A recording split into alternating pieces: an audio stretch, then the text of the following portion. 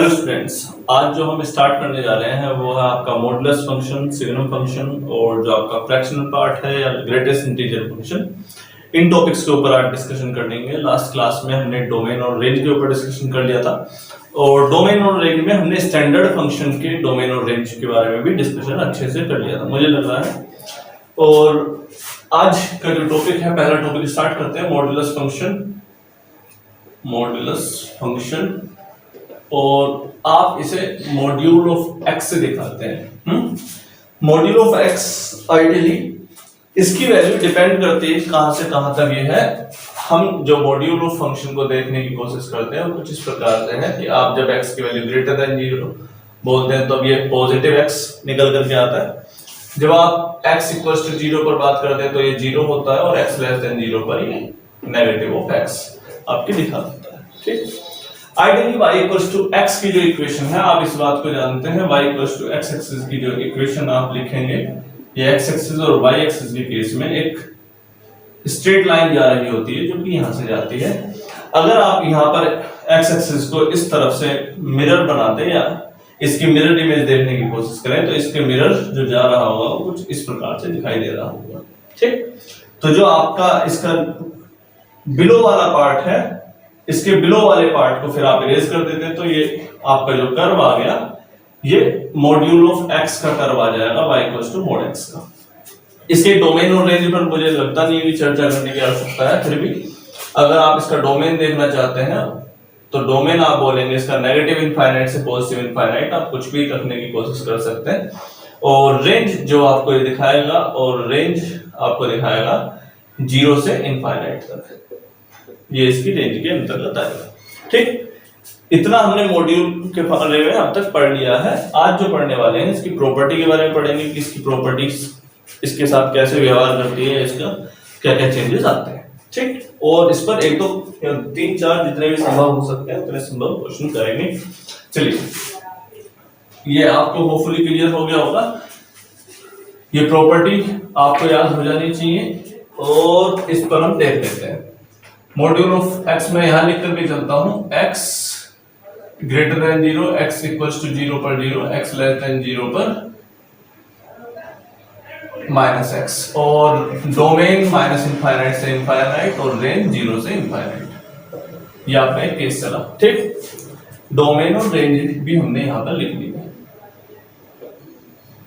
ठीक है, अब बात करें इसकी प्रॉपर्टीज के बारे में। Properties of modulus function. जब mod x less than equals to a होगा, a कोई एक इंटीजर मान सकते हैं, कोई और नंबर मान सकते हैं, लेकिन less than equals to a है, तब हम इसे लेकर के चलेंगे। एक बार आप मॉड्यूल x की वैल्यू क्या लेकर के चलते हैं, x जब x ग्रेटर देन 0 होगा, और एक बार लेस देन 0 जब आप माइनस x लेकर के चलते हैं।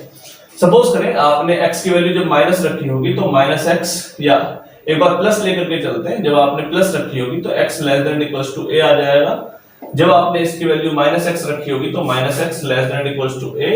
जब आप माइनस को इधर शिफ्ट करोगे तो x greater than equals to a पर शिफ्ट हो जाएगा, x greater than equals to minus a पर शिफ्ट हो जाएगा। ये आपने देखा यहां से। एक बार आपने x की वैल्यू रखी पॉजिटिव, एक बार आपने x की वैल्यू रखी नेगेटिव, नेगेटिव इधर गया, नेगेटिव अपनी पोजीशन जब चेंज करता है तो आपको पता है इनइक्वालिटी अपनी साइन को होल्ड नहीं कर पाती, इनइक्वालिटी रिवर्स हो जाती है। तो यहां से हमें जो पता चला, यहां से ये पता चला कि x की वैल्यू ग्रेटर देन किससे आ रही है, माइनस a से ग्रेटर देन इक्वल्स टू और a के से कम आ रही है। ऐसा केस देखने को मिलेगा कि थोड़ी देर में जब क्वेश्चन कराएंगे तब देखेंगे इसे। जैसे कि mod x की value less than equals to 3 आ गई तो आप इसकी वैल्यू डायरेक्टली इसमें के जरिए चेक कर सकते हैं कि इसकी वैल्यू कहां से कहां तक होगी, -3 से 3 तक इसकी वैल्यू लाई करेगी। क्लियर है? देखिए जरा, ऑब्जर्व करिए जल्दी से।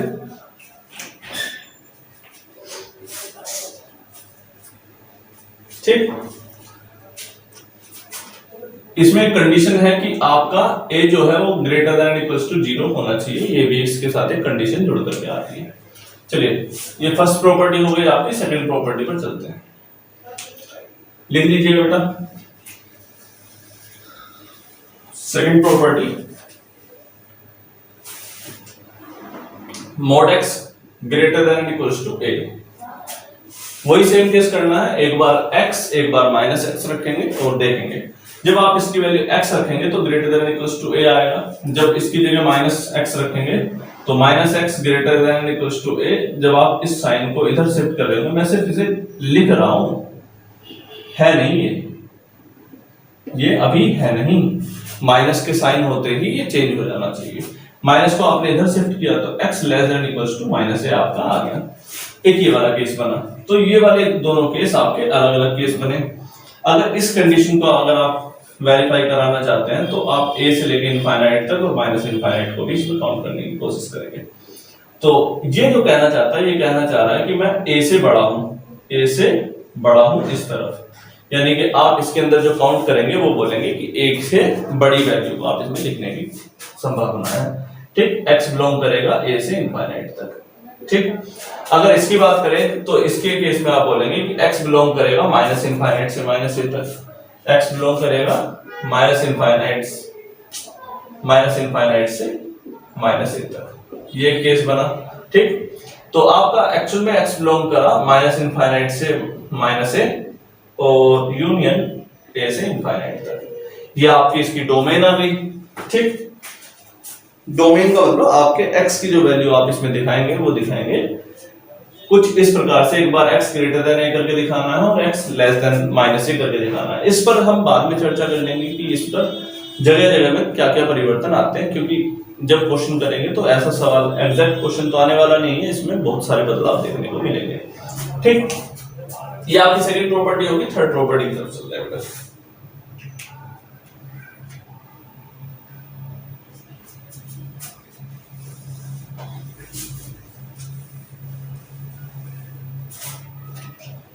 थर्ड प्रॉपर्टी जो आपको देखने को मिलेगी वो है x प्लस वाई का mod equals to mod x plus mod Y के बराबर होगा।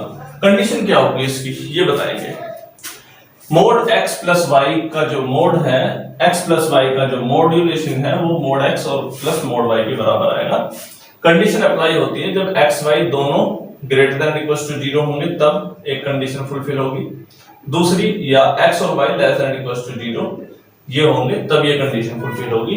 एक भी कंडीशन ऐसी नहीं होगी कि x पॉजिटिव हो जाए और y नेगेटिव हो जाए, दोनों को सेम साइड रहना पड़ेगा, या तो ये पॉजिटिव होंगे या फिर ये नेगेटिव होंगे, अदरवाइज ये कंडीशन फेलियर की तरफ चली जाएगी। याद रखिएगा सेम कंडीशन होगा, सेम साइन कन्वेंशन होगा।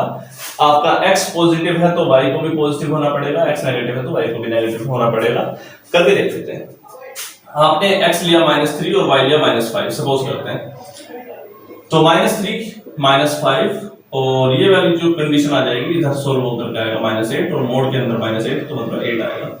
अगर आप इधर सोल्व करते हैं इक्वल्स टू इधर तो -3 और मोड के अंदर वैल्यू जो आएगी +-8 और -5, सॉरी बेटा -5 और ये वैल्यू आएगी 3 + 5 और ये आपका 8 आ गया।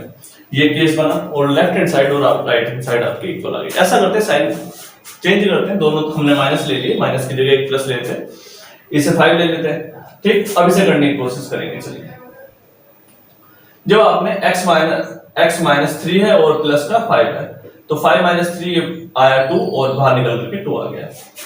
ये अगेन 3 + 5 यहां पर प्लस का है तो भी प्लस का आएगा बाहर, 5 और 3 8। अब ये आपके इक्वल नहीं आ रहे हैं। क्लियर है? यहां तक समझ में आया है? हम इस प्रॉपर्टी को इतनी आसानी से इसलिए समझ पा रहे हैं क्योंकि हम वैल्यू रख पा रहे हैं। अगर आपको पॉजिटिव रखनी है तो पॉजिटिव के केस में तो वैसे भी इक्वल आ जाएगा, 2 + 3 5 आ गया, मोड 2 वो भी 3 और मोड 3 वो भी पॉजिटिव, तो पॉजिटिव ऐसे भी 5 आ जाएंगे वैल्यूज। क्लियर है? तो ये आपकी थर्ड प्रॉपर्टी है। नेक्स्ट प्रॉपर्टी की तरफ ध्यान देते हैं।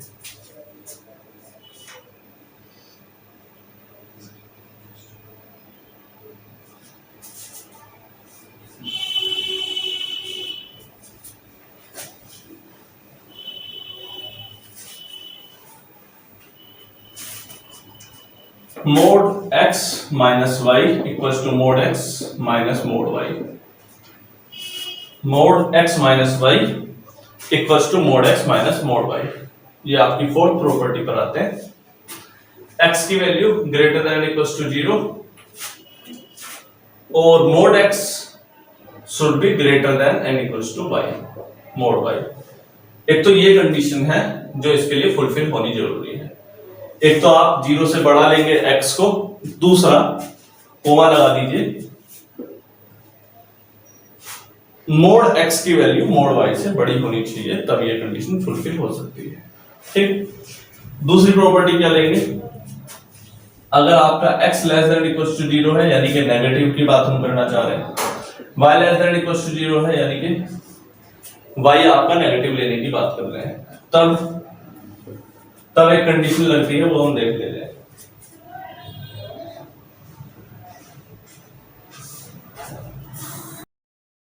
अगर ये नेगेटिव होता है, अगर हम और की बात करें कि जब आपका x less than equals to 0 है और y less than equals to 0 है, यानी कि हम नेगेटिव केस पर चर्चा करना चाहते हैं, तब आपका मोड x जो है उसकी value should be less than equals to mod y होनी चाहिए।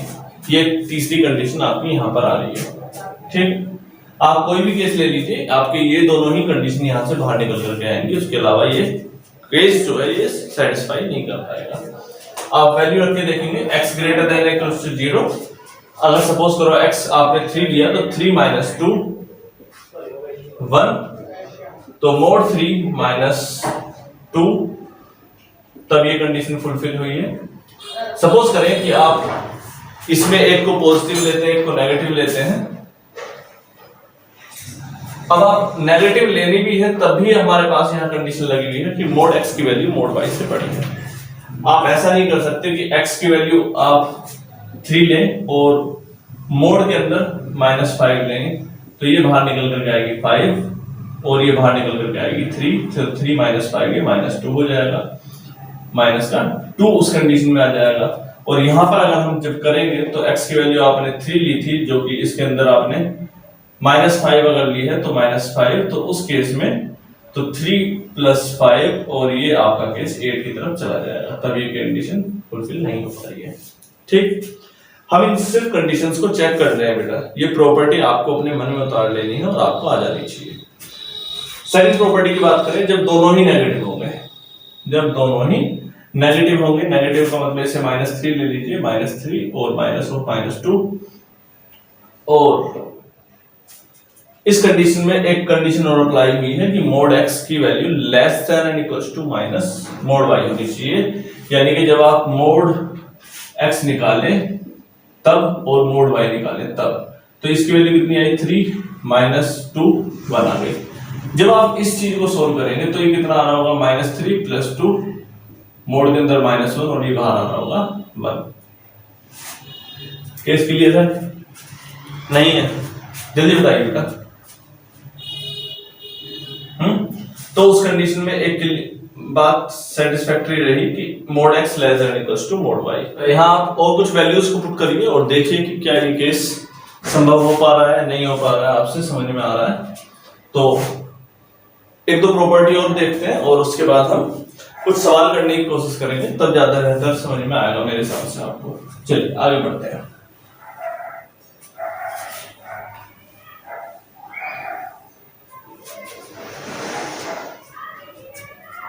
फिफ्थ प्रॉपर्टी की बात करें तो mod x plus minus y हमेशा लेस देन इक्वल्स टू होगी मोड x के प्लस मोड y के।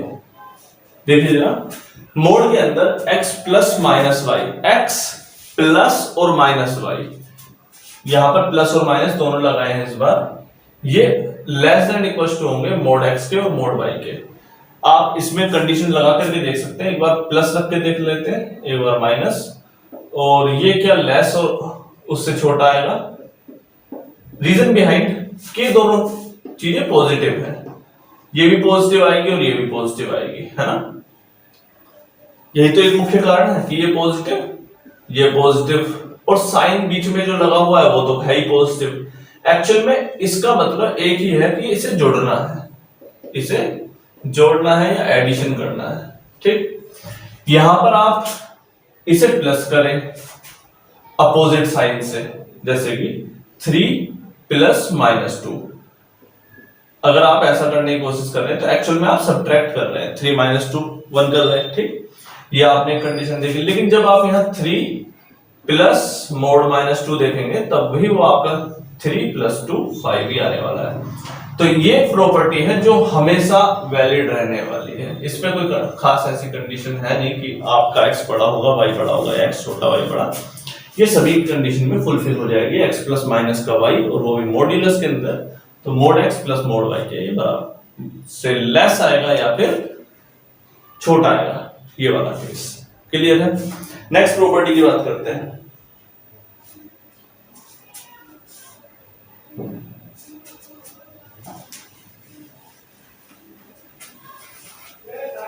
इसमें एक कंडीशन और अप्लाई हो सकती है,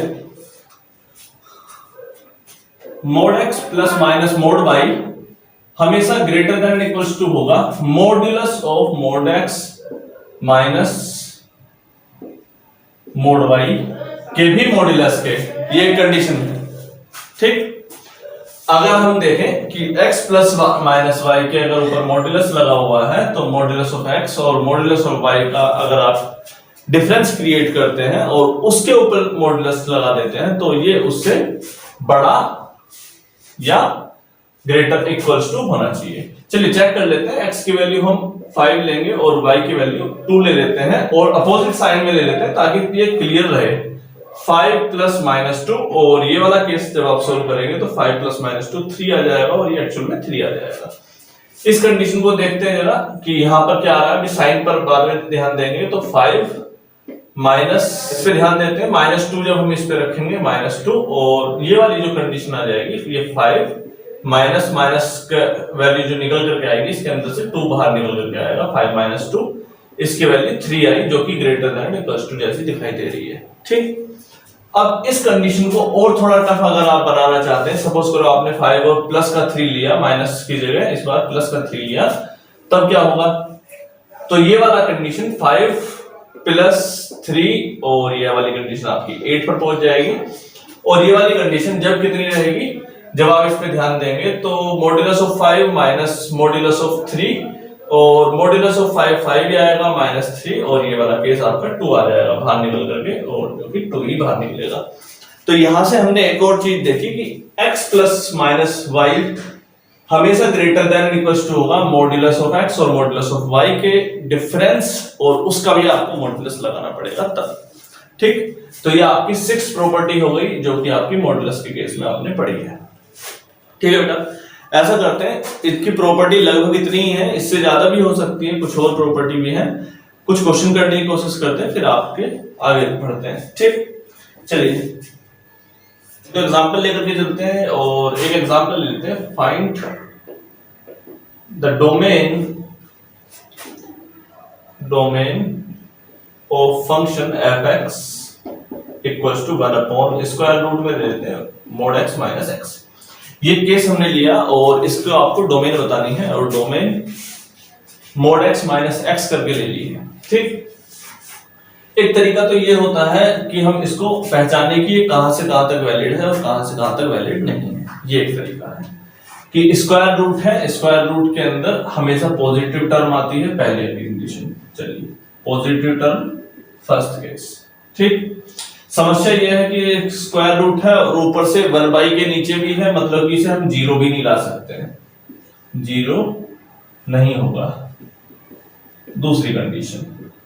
ठीक, अब उसके अलावा पहला पॉजिटिव दूसरा 0 नहीं होगा, ये दोनों कंडीशन फुलफिल हो गई। अब इन दोनों को फुलफिल कर दो, खत्म, इतना ही तो करना है। अब module x minus mod x, इसको क्या करना है, हमेशा पॉजिटिव रखना है और 0 नहीं होना चाहिए। अब आप इसकी कंडीशन लगाएंगे यहां पर माइनस इनफाइनाइट से इनफाइनाइट पर। ठीक, जब ये लेस देन 0 होता है, जब ये लेस देन 0 होता है तो कैसा होता है, माइनस का x, कैसा निकल करके आएगा, माइनस का x। तो माइनस का x ऑफ माइनस x, जब आप 0 से छोटी वैल्यू रखोगे, 0 तो रखनी नहीं है, 0 से छोटी नेगेटिव वैल्यू -2 रखेंगे सपोज करो, तो माइनस और x की वैल्यू क्या रखी, -2, माइनस ऑफ -2। ठीक, तो उस केस में कैसी वैल्यू हो जाएगी, +2 और माइनस +2 यानी कि 4 आ जाएगी। देखो जरा, ये चीज क्लियर है। जब आपने x की वैल्यू नेगेटिव रखी तो नेगेटिव के केस में यहां एक माइनस आया और -2 +2 4 आ गया आपकी वैल्यू। ठीक, तो उस केस में ये वाला जो कंडीशन है -∞ से 0 में फुलफिल कर रही है। आपको कोई और केस रखने की इच्छा है तो रख लीजिए, कोई दिक्कत नहीं। आप +4 रखने की कोशिश करते हैं तब क्या होगा, तो सीधी सी बात है +4 में ये डायरेक्टली आपका x से खुलेगा, तो वैसे भी x माइनस x, नीचे वाली जो कंडीशन है 1/x - x स्क्वायर रूट में 0 आ जाएगा और ये तुरंत ही इनफाइनाइट की तरफ टेंड कर जाएगा। मतलब 0 से बड़ा तो हो ही नहीं सकता किसी भी कंडीशन में, 0 से छोटी ही चाहिए हमें। तो इसकी जो डोमेन आ गई डायरेक्टली आपने एक ही बारी में निकाल लिया इसकी डोमेन -∞ से 0। ठीक, -∞ से 0, 0 को शामिल करना है, 0 को शामिल नहीं करना है, क्योंकि 0 डल दोगे तो ये इनफाइनाइट तक पहुंच जाएगी। आसान केस है, समझ में आया? ठीक, नेक्स्ट केस की तरफ चलते हैं।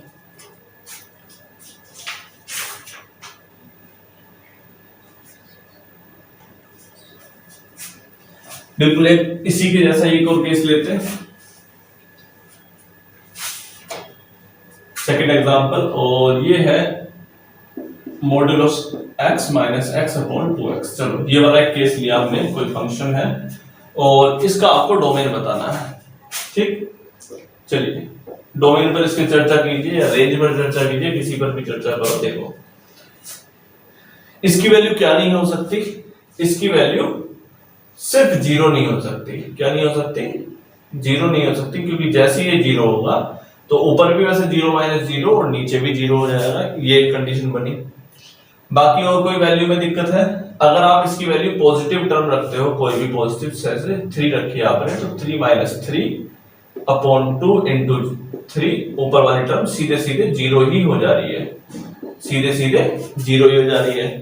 जब आप कोई पॉजिटिव वैल्यू रख रहे हैं तब ये कंडीशन आ रही है कि इसकी वैल्यू 0 हो जाती है। हम रेंज पर भी थोड़ी सी चर्चा करेंगे। तो डोमेन में मुझे इसके कोई फर्क नजर नहीं आ रहा कि आप -∞ से +∞ कुछ भी रखेंगे तो हमें कोई दिक्कत नहीं है। -∞ से ∞ कुछ भी रखो, एक्सेप्ट 0 मत रख देना। ये मतलब रियल नंबर एक्सेप्ट 0 आपकी डोमेन के केस में शिफ्ट हो जाएगा। ये कंडीशन बनी। अगर आप इसकी रेंज पर चर्चा करेंगे तो पॉजिटिव है जब ये कहां पर 0 से बड़ा है, 0 तो रखना ही नहीं है, तो 0 से बड़ा है इसकी डोमेन में, जब ये पॉजिटिव आएगा, पॉजिटिव आने के केस में ये वाली टर्म और ये वाली टर्म एक जैसी आ जाएगी, x - x और 2x, तो ऊपर वाली कंडीशन 0, तो ये हमेशा 0 वैल्यू दिखा रहा है। यहां पर वैल्यू कितनी है इसकी रेंज पर अगर चर्चा करें तो वैल्यू हमेशा 0 दिखा रहा है। अगर जब ये नेगेटिव होगा, जब ये नेगेटिव टर्म में दिखा रहा होगा, तो ये वाली कंडीशन कैसे हो जाएगी, ये कैसा हो जाएगा? सपोज करो आपने -3 रखा, तो नेगेटिव रखते हैं तो ये अपने आप को खुद में ही नेगेटिव लाता है, नेगेटिव ऑफ -3 माइनस और ये वाली टर्म -3।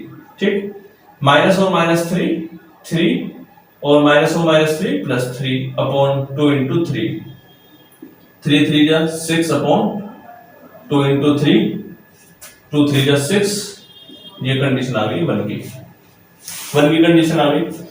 अब अगर और वैल्यू रखने देखनी है, अगर ऐसा करते हैं -4 रख के देख लेते हैं, अगर आपको माइनस इसमें संतुष्टि नहीं हुई तो -4 रखेंगे जब इसके अंदर, तो -4 मोड के अंदर कैसा आ जाएगा, +4 आ जाएगा। डायरेक्ट वैल्यू रखते हैं, मोड के अंदर -4 रखा आपने, 4 वैल्यू बाहर आई माइनस, और x की वैल्यू कितनी रखी है -4, तो 4 माइनस +4, 4 और 4 8/2 इंटू 4, 2 4 जा 8, 8/8 वैल्यू बना दी है। तो रेंज पर हमने जब चर्चा करी तो इधर वाले केस में रेंज कैसी आ रही है 0, और इधर वाले केस में इसकी रेंज कैसी आ रही है 1। तो जब आपने इसका डोमेन रखा -∞ से 0, जब इसका डोमेन क्या था -∞ से 0 तक था, तब इसके डोमेन अगर आप दोबारा से लिखना चाहते हैं तो आप ऐसे भी लिख सकते हैं, -∞ से 0 यूनियन 0 से इनफाइनाइट, एक ऐसा केस भी बन सकता है।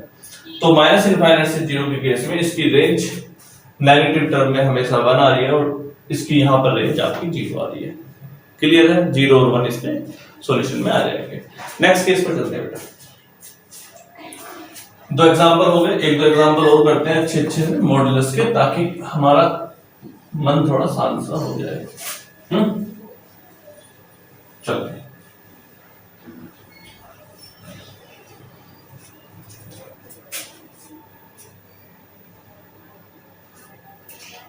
तो एक और एग्जांपल लेते हैं 5 और ये वाला केस हो जाएगा आपका, इसमें निकालना है आपको let domain of the function,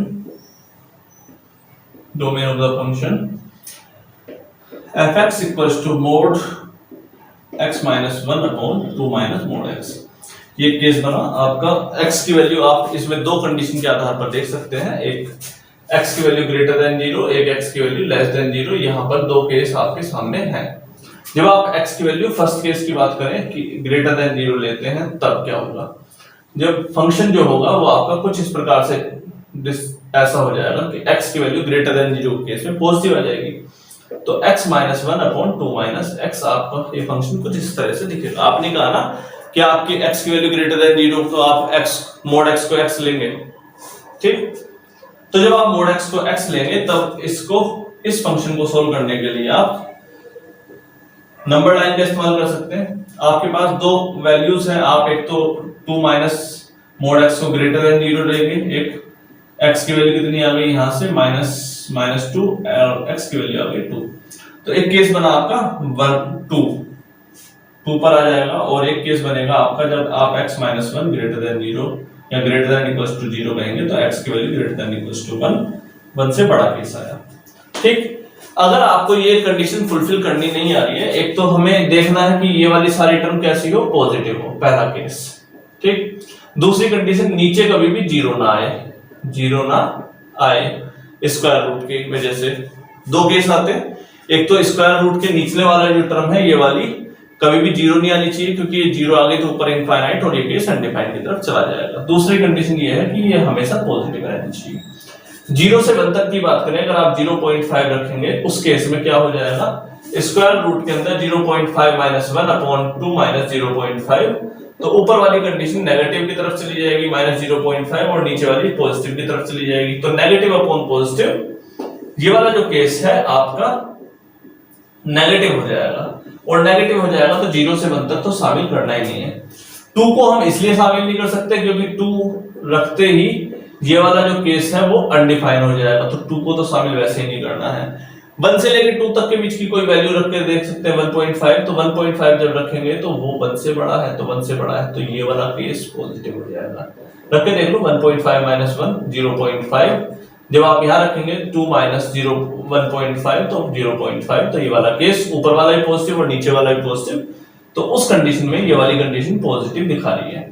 2 के बाद वाला कोई भी केस लो तो ये नेगेटिव आएगा, पूछो क्यों, क्योंकि 1 से तो बड़ा है। देखो इसको और थोड़ा सा आइडियली देखते हैं, 2 minus mod x, 2 minus x। जब 2 से कोई बड़ी वाली कंडीशन देखोगे तो ये 2 कैसा है, पॉजिटिव, 3 इससे बड़ा आएगा और वो आएगा नेगेटिव, तो 2 माइनस 3 कैसा आएगा, नेगेटिव। तो नीचे वाली टर्म आपको डायरेक्टली देखते बोल देंगे सर ये नेगेटिव आ जाएगी। ऊपर वाली टर्म x माइनस 1, इसको 2 रखेंगे या 3 रखेंगे तो 3 माइनस 1 ये पॉजिटिव आ जाएगी। ऊपर वाली टर्म नेगेटिव, ऊपर वाली टर्म पॉजिटिव और नीचे वाली टर्म नेगेटिव, तो पॉजिटिव अपॉन नेगेटिव ये टर्म नेगेटिव आ जाएगी। ओवरऑल ये टर्म नेगेटिव की तरफ शिफ्ट कर गई। हमारा जो केस बना वो कहां से कहां तक बना, सिर्फ 1 से 2 तक।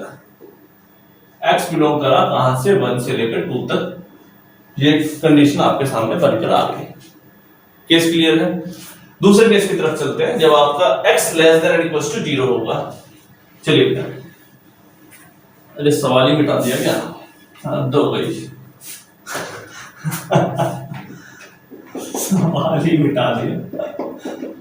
तो 2 माइनस मोड x, जब आप x लेस देन 0 बोलेंगे तब। एक केस ये बनता है जब आपने बोला मोड x लेस देन 0 होगा तो मोड x की वैल्यू कितनी हो जाएगी, माइनस x, ठीक है। तो फंक्शन को आप जब आप लिखने की कोशिश करेंगे तो बोलेंगे मोड x की वैल्यू आपने रखी minus x minus 1 upon 2 minus of minus x, यानी कि इसको और अच्छे से देखते हैं तो माइनस कॉमन लेंगे तो x plus 1 over upon 2 plus x। नीचे वाली टर्म तो जब हम इसको वैल्यूज को पुट करके देखेंगे तब क्या होगा, इसके साथ हम देख लेते हैं। हमारे पास एक तो नीचे वाली टर्म को चोरी करना है काम, इसको 0 के इक्वल रखेंगे, x प्लस 1 को 0 के इक्वल रखेंगे तो x की वैल्यू आई माइनस 1, और जब नीचे वाली टर्म को 0 के इक्वल रखेंगे तो ये वाली टर्म आएगी माइनस 2। सर इसे तो 0 के इक्वल रखना नहीं है, रखना नहीं है, सोचना तो है, 0 के इक्वल हो सकता है, रखना नहीं है, सोचना है बस। चलिए सोचिए, तो x की वैल्यू एक आएगी माइनस 1 पॉइंट बना, एक आएगी माइनस 2, माइनस इनफाइनाइट और 0, जीरो यहाँ पर कहीं होगा, जीरो से छोटा ले लेना, x लेस देन जीरो, तो जीरो से छोटा वाला। ठीक, अब चर्चा करिए।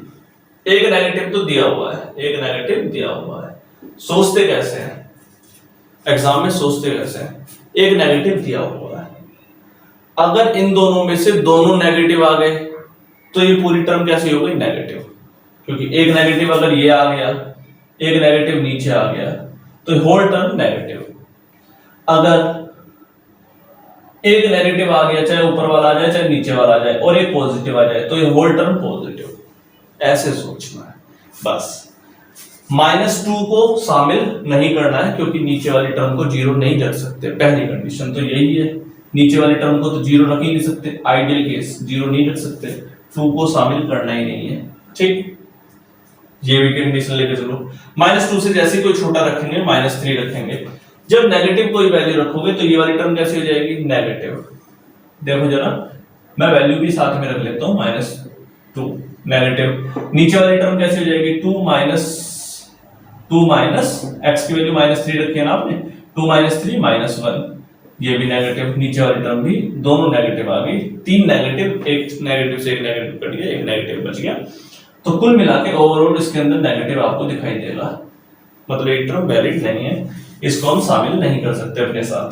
ठीक, -2 से -1 तक के बीच में देख लो कोई टर्म, -1.5 जब आप रखोगे तो ये वाली टर्म नेगेटिव हो जाएगी और ये वाली टर्म पॉजिटिव हो जाएगी। देखने की कोशिश करना चाहते हो तो देख लो, -1.5 + 1 -0.5 नेगेटिव, ये वाली टर्म को देखो, 2 - 1.5 और 1.0.5, ये वाली टर्म हो गई पॉजिटिव, तो ये वाली टर्म आएगी आपकी पॉजिटिव। और -1 और 0 के बीच में आप 0.5 को भी देखना चाहते हैं, तब 0.5 ये वाली टर्म पॉजिटिव और ये वाली टर्म भी पॉजिटिव, दोनों टर्म पॉजिटिव पॉजिटिव पॉजिटिव हो जाएगी। और क्योंकि ये वाली टर्म भी पॉजिटिव हो जाएगी वहां पर, और ये वाली टर्म भी, और ये नेगेटिव हो जाएगा, तो उस केस में -1 से 0 शामिल नहीं कर पाएंगे। क्लियर? नहीं, कोई ऐसा करो, इसका एक अच्छा सा तरीका है, -2 से छोटी वैल्यू लो एक बार, -4, -2 से -1 के बीच में एक वैल्यू लो, -1.5, और एक 0 से 1 के बीच में वैल्यू लो, 0.5। जहां पर भी ये नेगेटिव आए उसको शामिल नहीं करना है, रीजन बिहाइंड कि स्क्वायर रूट है, स्क्वायर रूट में नेगेटिव टर्म नहीं चलेगी, पहला केस। पॉजिटिव आए उसको अपने साथ जोड़ लो। पॉजिटिव कहां से कहां तक, -2 से -1 तक पॉजिटिव आ रहा है, तो x बिलोंग यहां से कहां तक करा, -2 से -1, -2 को शामिल करना है, -2 को तो शामिल नहीं करना है, -1 को शामिल करना है, हाँ जी कर लीजिए, कोई दिक्कत नहीं है। तो हमारे पास दो केस आ गए, -2 से -1 और 1 से 2, दो आपने केस निकाले, तो आपकी जो x बिलोंग करेगा -2 से -1 को शामिल करना है, यूनियन 1 से 2, तो ये आपका आ गया इसका डोमेन। जितना समय लगा, रियलिटी इज कि उसका 10वां हिस्सा भी नहीं लगेगा, 10वां हिस्सा, 10 मिनट लगे होंगे ज्यादा से ज्यादा इस सवाल को करने में। 10 मिनट मतलब 600 सेकेंड्स, 60 सेकेंड, 1 मिनट के अंदर हो जाएगा सवाल, सिर्फ 1 मिनट के अंदर। कैसे कैसे हो जाएगा? जादू है क्या हमारे पास? हाँ है। अगर कोई ये कह दे कि मेरे पास एक ऐसा जादू है कि 10 मिनट का सवाल 1 मिनट में हो जाएगा, तो सिर्फ जादू एक ही बेटा, प्रैक्टिस। 10 महीने की प्रैक्टिस 10 मिनट के सवाल को 10 सेकंड में कन्वर्ट सकती है, बस यही एक तरीका है। ठीक, और कोई जादू नहीं है। चलिए, डोमेन बहुत चिल्ला ली, ऐसा करते हैं, अंग्रेज का सवाल करते हैं। डोमेन लाला मुझको खाने को रोटी दे दे, डोमेन पहले फिल्मों में एक बड़े बुजुर्ग टाइप की औरत दिखाया करते थे ना, एकदम बड़े बुजुर्ग टाइप के, लाला खाने को कोई दे दे, ऐसे कुछ हमारे साथ हो रहा है। डोमेन बस पास करा दे।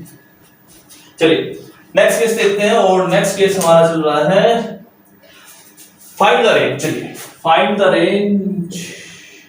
द रेंज, हालांकि निकाल दिया है हमने पहले भी, पिछले वाली वीडियो में निकाल दिया मुझे जहां तक पता है।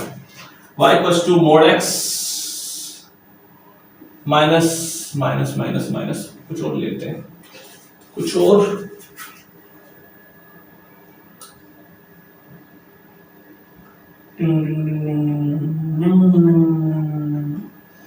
e की पावर x प्लस e की power mod x upon e की पावर x माइनस e की पावर मोड x। ये कैसा है? अच्छा अच्छा सवाल है क्या? देखो जल्दी, सवाल अच्छा है क्या?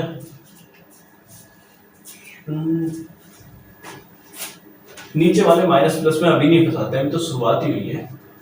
नीचे वाले को प्लस ले लो, ऊपर वाले को माइनस ले लो, ज्यादा बेहतर रहेगा। नीचे हालांकि ये करा दिया हमने, फिर भी ये प्लस नीचे वाला भी प्लस माइनस नीचे वाला भी दोनों करा के बैठ रहा हूं। इससे पहले वाली जो डोमेन और रेंज निकलवाई है उसमें मैंने ये सवाल कराया है। सर कराया तो है नहीं? कराया है, देख लेते हैं। जब आपकी x की वैल्यू लेस देन 0 होगी या एक बार 0 होगी, चलिए मोड x है, मोड x के केस में आप बोलेंगे कि सर एक बार x की वैल्यू ग्रेटर देन 0, ठीक है। जब आपने x की वैल्यू ग्रेटर देन 0 रखेंगे पहला केस, तब क्या होगा? e की पावर x माइनस e की पावर मोड x को x ले लेते हैं अपॉन e की पावर x प्लस e की पावर x, तब मोड x क्या हो जाता है? आपका x हो जाता है। लिखा हुआ फंक्शन अब तक मिटाया इसलिए नहीं हमने। x ग्रेटर देन 0 पर मोड x की वैल्यू हो जाएगी x, ये केस 0 पहले ही हो गया। अरे वाह क्या बात, एकदम मस्त केस बना है, ठीक। तो उस केस में ये वाला केस बना, जब x ग्रेटर देन 0 है तो ये वाला केस बना 0, और x इक्वल्स टू 0 है तब ये केस क्या बनेगा? कि कुछ केस बन पाएगा जब x इक्वल्स टू 0 है, मुझे तो नहीं लगता। 0 माइनस e की पावर 0 अपॉन e की पावर 0 प्लस e की power 0, 1 minus 1 upon 0 plus 1 plus 1 0 upon 0 2, तब उस केस में ये 0 है पहला। Very good. x less than 0, x less than 0 के केस में देख ले, फंक्शन बना तो भैया, कैसे करके मानोगे? e की पावर x, और ये मॉड्यूलस कैसे निकल करके आएगा? जब x लेस देन 0 होता है तो मॉड्यूलस ऑफ x आता है माइनस x, ठीक है। माइनस ऑफ e की power minus x upon e की पावर x प्लस e की पावर माइनस x। क्लियर है? एक केस बन गया, चलो अच्छी बात है। e की पावर x प्लस e की power minus x upon e की पावर x प्लस e की पावर माइनस x। तो कंडीशन आपके सामने आ गई, इसकी हमें रेंज निकालनी है, और रेंज तो हमें साफ दिखाई दे रही है। x लेस देन 0 तो हमने पहले ही लेकर के चलिए डोमेन के केस को। चलिए x इक्वल्स टू 0 पर 0 बनेगा फंक्शन, और ग्रेटर देन 0 पर भी 0 बनेगा, इसकी हम अब रेंज निकालेंगे। डोमेन पर बहुत चर्चा हो गई। अगर आपको ये टर्म नीचे वाले में माइनस में देखना हो तो हमारे डोमेन और रेंज के लास्ट वाले क्वेश्चन के आसपास, मतलब 3 घंटे का वीडियो है तो 2 घंटे 40 मिनट के आसपास मिल जाएगा। तो फिलहाल हमारे पास फंक्शन आ गया। फंक्शन क्या आया है? इस फंक्शन को अब यहां से हटा देते हैं। हमारे पास फंक्शन आ गया ये x लेस देन 0 पर फंक्शन, यानी कि y लिख देता हूं मैं फंक्शन को, e की पावर x माइनस e की power minus x upon e की पावर x प्लस e की पावर माइनस x। इस केस को चाहे तो हम ग्राफ के जरिए भी कर सकते हैं 5 मिनट के अंदर अंदर, और इस केस को हम वैसे भी कर सकते हैं। चलिए तो e की पावर x को k मान लेते हैं, तो k minus 1 upon k plus 1 upon k। हमने क्या लिया? e की पावर x को k ले लिया, कोई दिक्कत नहीं होनी चाहिए। तो k एलसीएम लेंगे बेटा, क्या बना? k square minus 1 upon k square plus 1 upon k। बहुत जल्दी से करेंगे, k से k कैंसिल हो गया, क्या बचा? k square minus 1 upon k square plus 1 equals to y। Cross multiply करते हैं, k square y plus y equals to k square minus 1। k square वाली टर्म को एक तरफ लेके जाओ, k square y minus 1 equals to minus 1 minus y, और अगर ठीक से देखा जाए तो k square equals to minus 1 common 1 plus y upon y minus 1, और देखा जाए तो माइनस को अगर नीचे शिफ्ट कर दो तो क्या बन जाएगा? y plus 1 upon 1 minus y। ये केस बना y plus 1 upon 1 minus y, ये आपका एक केस बन गया। और ये k क्या है? ये आया हमारा k स्क्वायर, यह आया हमारा k स्क्वायर। ऊपर वाले फंक्शन को हटा देते हैं। आपने होपफुली लिख लिया हो तो अच्छी बात रहेगी, नहीं लिखा हो तो भी अच्छी बात रहेगी। सब मेन मुख्य क्वेश्चन याद रखिएगा। मुख्य क्वेश्चन क्या था हमारा? मुख्य क्वेश्चन ये था के स्क्वायर की value 1 plus y upon 1 minus y, 1 minus y.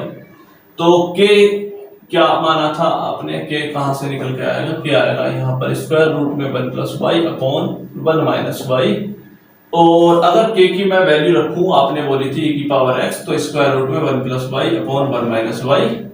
तो x log e equals to log लेंगे यहाँ पर भी 1 plus y upon 1 minus y. बेटा log पर हम चर्चा करेंगे जब हम log कराएंगे कि log कहाँ लेना है और ln कहाँ लेना है, उस पर डिस्कशन हो जाएगा।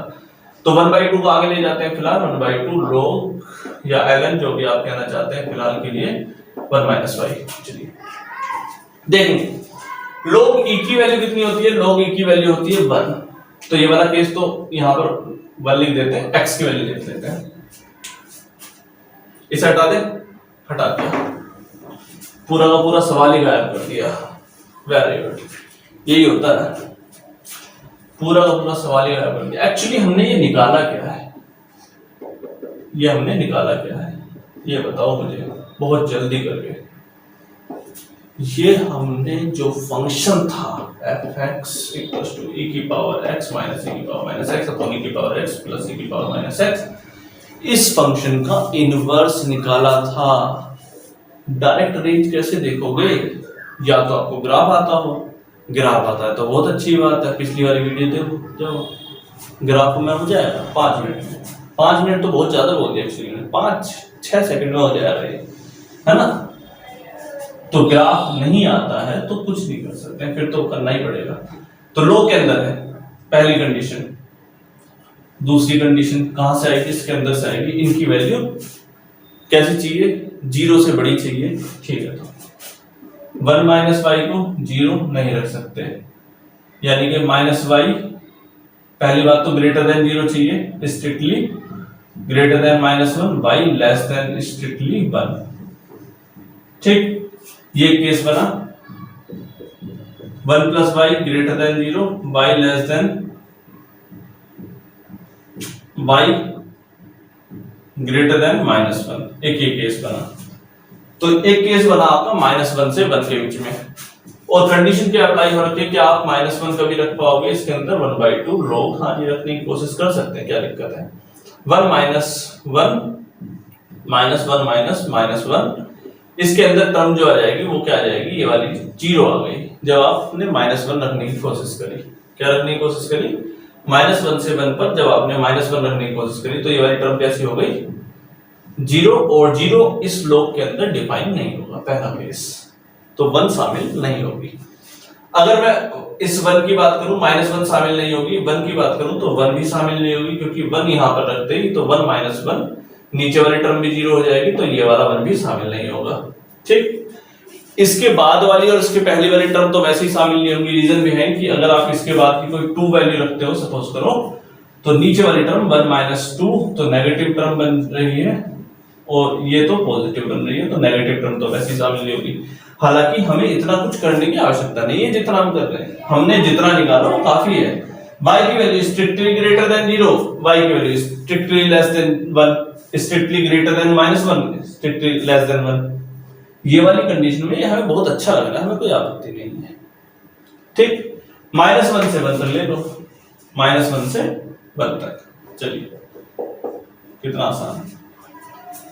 और -1 और 1 को हमने शामिल नहीं किया है, ओपन ब्रैकेट, क्या रखा है, ओपन ब्रैकेट रखा है। चलिए आपकी रेंज, ये क्या आ गई, ये इस केस में डोमेन आ गई, क्या आ गई इस केस में, डोमेन।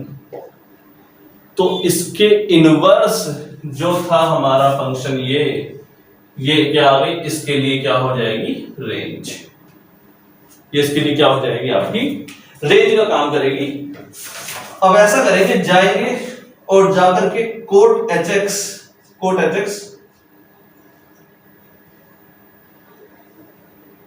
नहीं, tan hx, कोट hx नहीं है, ये tan hx का फंक्शन पढ़ेंगे। कौन सा, tan hx। tan hx पर चर्चा करते हैं थोड़ी देर के लिए, बस 5 सेकंड लगेंगे। अब इस पर चर्चा कर लेते हैं, tan hx पर। चलिए क्यों हम इस पर चर्चा कर रहे हैं,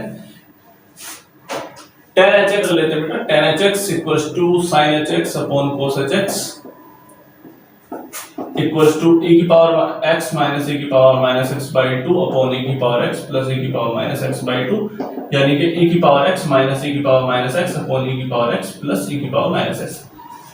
एक्चुअली tan एच एक्स का कर्व है, ये हमने देखा। इस पर हम चर्चा कर लेते हैं इसके डायग्राम पर, x एक्सिस y एक्सिस। जब ये जीरो हो रहा होगा, x की वैल्यू जीरो, इसकी वैल्यू जीरो, x की वैल्यू जीरो हो रही होगी तो e की पावर जीरो माइनस e की power minus zero upon e की पावर जीरो प्लस e की पावर माइनस जीरो, यानी कि 1 माइनस 1 अपॉन 2, 0 अपॉन 2। ये वाला कर्व कहां पर होगा? जीरो पर। ठीक, इसे बढ़ाते जाएंगे, x की वैल्यू बढ़ाते जाएंगे, पॉजिटिव डायरेक्शन में बढ़ा रहे हैं।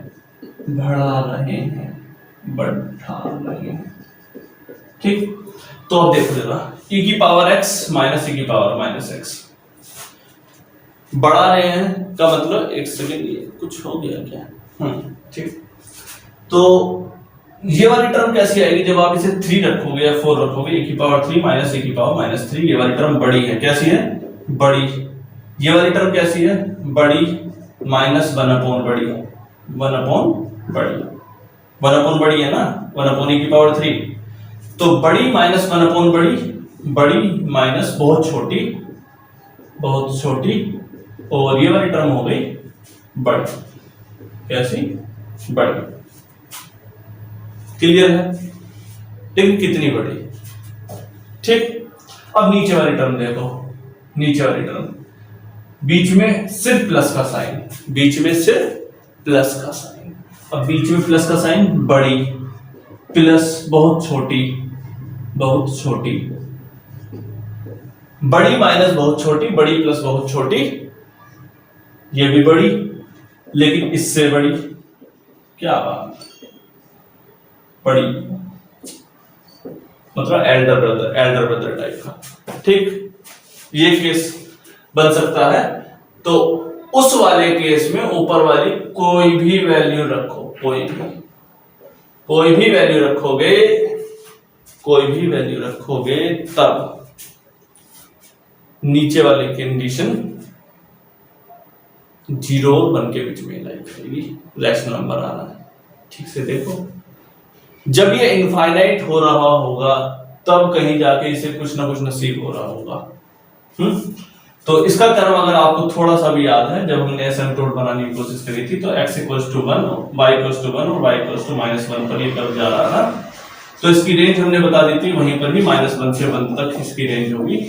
तो इसीलिए कहते हैं कि स्टैंडर्ड फंक्शन के डोमेन ऑफ रेंज आपको आती चाहिए। चलिए, अधर में बात लटका दी, अधर में बात इसलिए लटका दी क्योंकि करवा चुका था। तो इसके बाद हम स्टार्ट करते हैं संघर्ष की शुरुआत करते हैं।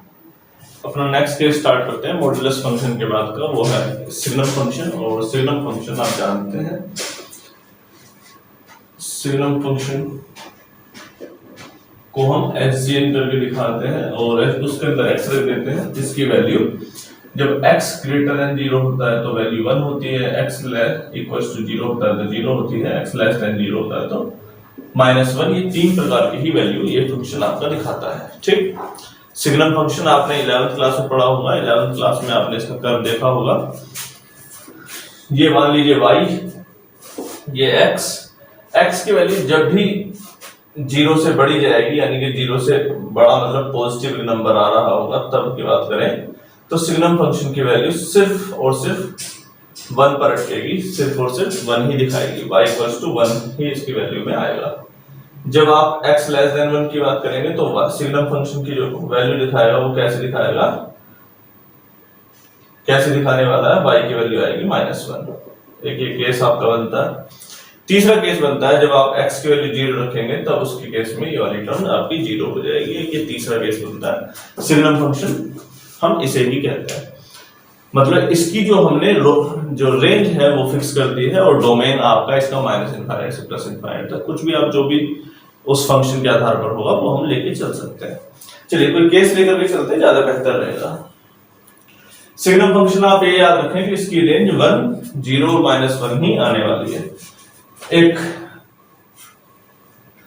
एग्जाम्पल लेकर भी चल सकते हैं। एग्जाम्पल में आप कहें कि find the domain and range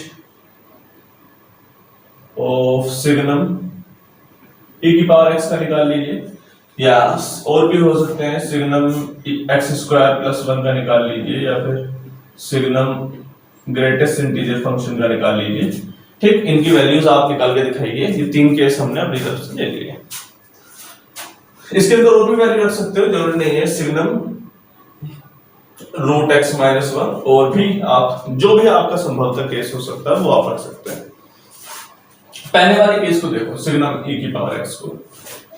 signum e की पावर x के अंदर कोई कंडीशन तो वैसे भी अप्लाई नहीं होती, ये ऑल रियल वैल्यूज को अप्लाई कर सकता है। यानी कि आप इसकी अगर डोमेन की पर चर्चा करना चाहेंगे, आप बोलेंगे सर मैं इसकी डोमेन कुछ भी रख सकता हूं। कुछ भी का मतलब रियल नंबर रख सकता हूं, -∞ से +∞ तक कुछ भी रखूंगा। ठीक, ये हमारा डोमेन का केस बना। लेकिन समस्या ये है कि e की पावर x जो है, इसकी रेंज जो आती है वो आप जानते हैं हमेशा पॉजिटिव आती है। कहां से? 0 से लेके इनफाइनाइट तक हमेशा पॉजिटिव रहने वाला केस है। e की पावर x का ग्राफ आपको याद होगा, डोमेन एंड रेंज वाले केस में हमने करा दिया। ठीक, e की पावर x हमेशा पॉजिटिव रहने वाला पार्ट है। यानी कि अगर आपको फिर भी अगर ग्राफ भी याद ना हो तब भी आप वैल्यू रख के देखें, e की पावर 1, e की पावर 0, e की पावर -1, e की पावर -3, e की पावर -3 भी रख रहे हैं तब भी 1/e की पावर 3 रख रहे हैं। और ये छोटी जरूर है लेकिन 0 से बड़ी है, छोटी है लेकिन 0 से बड़ी है, यानी कि पॉजिटिव टर्म है। तो एक बात क्लियर हुई कि इसकी वैल्यू हमेशा जो x हमेशा कैसे आने वाली है, इसके अंदर की वैल्यू पॉजिटिव आने वाली है। यानी कि रेंज जो आएगी, रेंज इसकी हमेशा क्या आने वाली है? 1। रेंज आप लिखोगे सिर्फ और सिर्फ 1। पहला वाला केस हो गया, आसान है, नहीं आया अभी भी समझ में। एक बार आप e की वैल्यू एक बार यहां पॉजिटिव रखें, एक बार नेगेटिव रखें।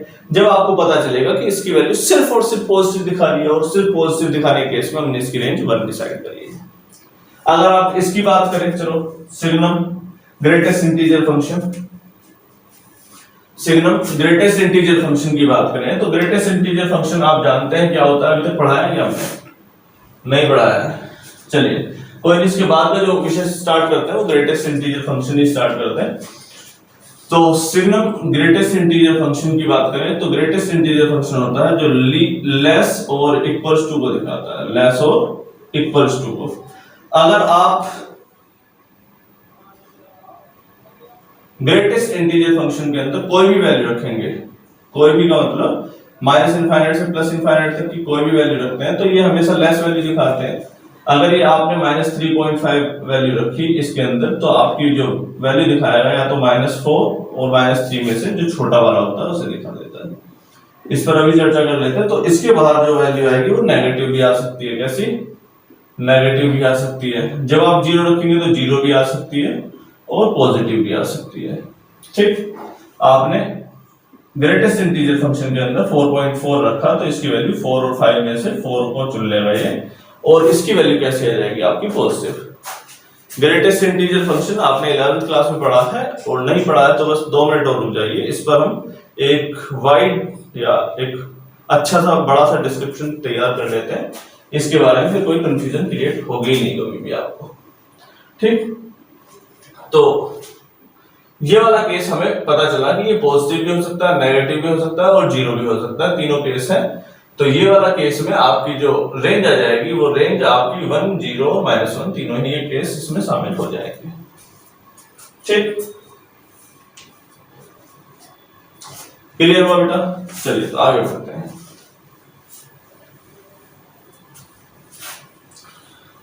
और कोई केस लेना है? और कोई केस ले लीजिए, क्या दिक्कत है? मैंने लिया सिग्नम log x। log के अंदर भी mod x लगा दो, क्या दिक्कत है? mod x लगा दिया। इसको देख लो, log के अंदर क्या नहीं हो सकता? 0 नहीं आ सकता, पहली बात इसे हटा देना, डोमेन के अंदर शामिल नहीं होगा।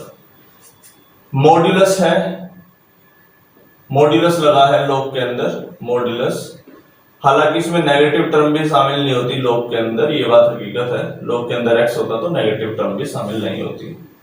ठीक, मॉड्यूल लगा दिया, इसी वजह से जब आप -3 रखेंगे मॉड्यूल के अंदर तो वो 3 निकल करके बाहर आ जाएगा। जब आप 3 रखेंगे तो भी 3 निकल करके बाहर आ जाएगा। तो ये दोनों केस इसमें से बन पाए। तो इसके केस में सिर्फ एक जीरो वैल्यू शामिल नहीं हो पाएगी और बाकी सब शामिल हो सकता है। शामिल हो सकता है, क्या दिक्कत है, मोड लगा हुआ है, नेगेटिव भी शामिल कर लो, पॉजिटिव भी शामिल कर लो। तो -∞ से 0 तक, यूनियन 0 से ∞ तक शामिल कर सकते हैं। कंडीशन अप्लाई होती है कि 0 शामिल नहीं होगी। जब ये log 1 होगा तो 0 वैल्यू आ जाएगी, हमें 0 में कोई आपत्ति नहीं है, 0 वैल्यू आ सकती है। कहां पर है हमारा केस? तो हम इसके अंदर 0 वैल्यू रख नहीं सकते, ये डोमेन के अंदर है। लेकिन जब आप सिग्नम के अंदर वैल्यू रखेंगे log की, तो log के अंदर सपोज करो आपने 2 वैल्यू रखी, तब एक केस बना। एक सिग्नम log के अंदर जब आपने -2 रखी, क्योंकि वो मोड के अंदर है, तब एक केस बना, मान लेते हैं। एक सिग्नम log के अंदर 1 वैल्यू रखी या -1 वैल्यू रखी, एक केस बना। 3 केस बन सकते हैं कोई। अब मोड के अंदर है क्योंकि ये, तो मोड के अंदर क्यों ध्यान में देकर के चलेंगे, तो सिग्नम इसकी वैल्यू कैसी आने वाली है, सिग्नम log 2 और log 2 की वैल्यू ग्रेटर देन 0 आ जाएगी। एक ये वाला केस बना। चलिए कैसे आ जाएगी, x ग्रेटर देन 0 वाला एक केस बन गया, यानी कि पॉजिटिव टर्म आपकी आ गई। log 2 ये वाला भी पॉजिटिव वाली टर्म आ गई। हम x की वैल्यू नेगेटिव रख सकते हैं, लेकिन जब log के अंदर नेगेटिव वैल्यू रखेंगे मोड के अंदर, तो वो पॉजिटिव निकल के बाहर आएगी। और log के अंदर पॉजिटिव वैल्यू का मतलब सिग्नम के पास जो वैल्यू आने वाली है, ये वाली टर्म, ये पॉजिटिव होने वाली है। ये बात आप मान के चलेंगे। जब आप log 1 रखते हैं तो उस केस में ये 0 संभव है। आपने x की वैल्यू तो रखी ग्रेटर देन 0, लेकिन सिग्नम के अंदर जब log था, log के अंदर जो मोड x था, उसकी वैल्यू जब आपने 1 रखी, तो उस केस में ये वाली टर्म सिग्नम, ये वाली टर्म 0 रख दी। इसके अंदर के लिए log x की वैल्यू कितनी रख दी आपने, 0। तो यहां पर एक संभव केस ये भी है कि सिग्नम के अंदर एक 0 टर्म आ जाए, एक आपकी log 2 आ जाए। लेकिन संभव नहीं है कि सिग्नम के अंदर जब log बैठा हो, लघुगणक, और वो भी मोड के अंदर बैठा हो, तो नेगेटिव टर्म आनी संभव नहीं हो पाएगी। आप मोड की वैल्यू नेगेटिव रख सकते हैं, लेकिन log की वैल्यू नेगेटिव नहीं आएगी। क्लियर है? log की वैल्यू नेगेटिव नहीं आएगी तो नेगेटिव वैल्यू शो नहीं करेगा। डोमेन या रेंज जो आप बता पाएंगे, रेंज बोल पाएंगे इसकी, 0 भी संभव है और 1 भी संभव है, -1 संभव नहीं है। तो केस कुछ भी बन सकता है, बस वो बनाने वाले के ऊपर है कि वो क्या चाहता है। चलिए इसके बाद हम ग्रेटेस्ट इंटीजर फंक्शन में फंसे हुए थे अभी, तो ग्रेटेस्ट इंटीजर फंक्शन स्टार्ट करते हैं और उसकी जितनी प्रॉपर्टी संभव है उतनी प्रॉपर्टी पर ध्यान देंगे। अपना नेक्स्ट टॉपिक स्टार्ट करने जा रहे हैं हम, और ये जो टॉपिक है वो है ग्रेटेस्ट इंटीजर फंक्शन। तो ग्रेटेस्ट इंटीजर फंक्शन, इसे आप कुछ इस तरीके से दिखाते हैं। इसके डोमेन में आप कोई भी वैल्यू रख सकते हैं, कोई भी रियल नंबर रख सकते हैं। तो डोमेन इसका अगर आप बोलेंगे तो आप रियल नंबर बोलेंगे, लेकिन इसकी वैल्यू अगर आप रेंज बोलने की कोशिश करेंगे तो रेंज हमेशा इसका इंटीजर ही आता है, इंटीजर आएगा। ठीक, रेंज हमेशा इंटीजर आएगा। रियल नंबर इसमें आप रख सकते हैं एक्स की वैल्यू। और खासियत क्या है, it has the value always less, it has value less then और इक्वल्स टू, और इक्वल्स टू। अगर आप इसके अंदर कोई इंटीजर रखते हैं तो इसके बाहर जो वैल्यू आएगी वो इंटीजर ही आएगी। जैसे कि ग्रेटेस्ट इंटीजर फंक्शन के अंदर सपोज करो आपने 2 रखा, तो इसके बाहर जो वैल्यू आएगी वो 2 ही बाहर आ जाएगी। और इसके अंदर अगर आपने कोई और नंबर रखने की कोशिश करी, कोई और इरेशनल या रैशनल नंबर रखने की कोशिश करी, जैसे कि 2.5, तो इसकी वैल्यू हमेशा उससे कम आएगी या उसके बराबर आएगी। इंटीजर है तो बराबर आ जाएगी, और इंटीजर नहीं है तो 2.5 किस किस के बीच में लाई कर रहा है, 2 और 3 के बीच में लाई कर रहा है, तो इसकी वैल्यू 2 आ जाएगी। अगर आप नेगेटिव में रख सकते हैं तो नेगेटिव में भी कुछ इसी बिहेवियर को दिखाएगा ये, -4 और -3 के बीच में ये आता है तो आप इसे -4 दिखाएंगे। ठीक, तो ग्रेटेस्ट इंटीजर फंक्शन की जो वैल्यू आने वाली है वो एक इंटीजर आने वाली है and that has the value which is to be minimum. तो ये चीज हमने देखी, हमें चाहो तो इसे हम लिखने की कोशिश भी कर सकते हैं कहीं पर। अगर आपका x बिलोंग कर रहा है कहां से कहां तक, बिलोंग करा दीजिए -1 से 0 के बीच में, तो ग्रेटेस्ट इंटीजर फंक्शन जो वैल्यू दिखाएगा दैट इज -1। और अगर आपका x बिलोंग कर रहा है 0 से 1 के बीच में, तो ग्रेटेस्ट इंटीजर फंक्शन जो आपकी वैल्यू दिखाएगा वो दिखाएगा 0। और 1 और 2 के बीच में है तब ग्रेटेस्ट इंटीजर फंक्शन आपकी वैल्यू जो दिखाएगा वो दिखाएगा 1।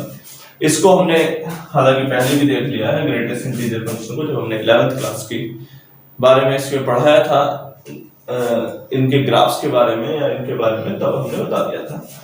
तो इसके पहले पार्ट 0 0 1 0 2 0 3 0, इस पर कोऑर्डिनेट ज्योमेट्री पर अगर थोड़ी सी चर्चा करें तब आप इसमें जान पाएंगे कि इसकी वैल्यू कैसे बिलोंग, जब हमने बोला था कि 0 और 1 के बीच में है तो 0 पर आएगी, जब 1 और 2 के बीच में होगी तो 1 पर आएगी, जब 2 और 3 पर चर्चा कर रहे होंगे तो इसकी वैल्यू 3 पर आएगी। ठीक, इस चीज पर आसानी से आप समझ सकते हैं। जब 0 और 1 पर होगी तो 0 ही हमने दिखा दी, और -1 और 0 के केस में है तो -1 यहां पर इसकी वैल्यू आ जाएगी। ठीक, और -1 और 2 के बीच में इसकी वैल्यू कुछ यहां पर दिखाई देगी। क्लियर है? इस चीज को कोई रटने की आवश्यकता नहीं है, इसमें हम कुछ सवाल करके देख लेते हैं नेगेटिव और पॉजिटिव इंटीजर्स के आधार पर, तो आपको ये क्लियरिटी आ जाएगी। चलिए, उसके बाद हम प्रॉपर्टी लिखाएंगे, और आई मेक श्योर कि जो एग्जाम में क्वेश्चन आएगा आईआईटी का, आई गारंटेड लिख के देता हूं उन प्रॉपर्टी से ही आएगा। ठीक, कि उस प्रॉपर्टी के बाहर नहीं निकलने वाला सवाल, क्योंकि उस प्रॉपर्टी से बनता है तो प्रॉपर्टी ही आपको आनी चाहिए। चलिए, कुछ एक दो क्वेश्चन कर लेते हैं, फिर हम प्रॉपर्टी में भी चलेंगे। तो ग्रेटेस्ट इंटीजर फंक्शन 2.3, इसकी वैल्यू जब आप बोलेंगे तो आप बोलेंगे सर इसकी वैल्यू 2 और 3 के बीच में कहां पर लाई करने वाला, ये नंबर है, आप नंबर लाइन पे चेक कर सकते हैं। 2 और 3, 0 1 2 3, 2 और 3 के बीच में यहां पे 2.3 लाई कर रहा होगा तो इसकी वैल्यू 2 आ जाएगी। आपने निकालने में कोई समस्या तो नहीं है। अगर आप इसमें -6.5 रखने की कोशिश करते हैं तो इसकी जो वैल्यू आएगी वो -7 -6 -5 कुछ इस प्रकार से चलता है। नेगेटिव में बढ़ते हुए क्रम में ऐसे दिखाया जाता है ना, -3 -2 -1 फिर 0 फिर 1 फिर 2, कुछ इस प्रकार से आप दिखाते हैं। 6.5 कुछ यहाँ पर होगा तो इसके लेस कहां पर है, लेस यहाँ पर है, -6 से लेस इसका इधर है, -7 इसका लेस हो जाता है। आप जानते हैं कि -7 -6 से छोटा होता है, इसी वजह से इसकी जो वैल्यू आएगी आपकी -7 जो कि एक इंटीजर है वो आ जाएगी। ठीक, एक दो एग्जांपल लेकर भी चल सकते हैं अगर आपकी इच्छा हो तो, और कोई एग्जांपल ले लेते हैं।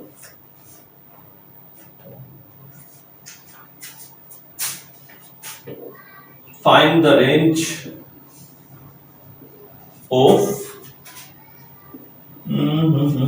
कुछ भी ले लीजिए square greatest integer function x minus x. चलिए, ये आप देख सकते हैं कि इसकी value greatest integer function x minus x कुछ इस प्रकार से आ रही है, तो इसकी रेंज क्या आएगी ये बताएंगे आप मुझे।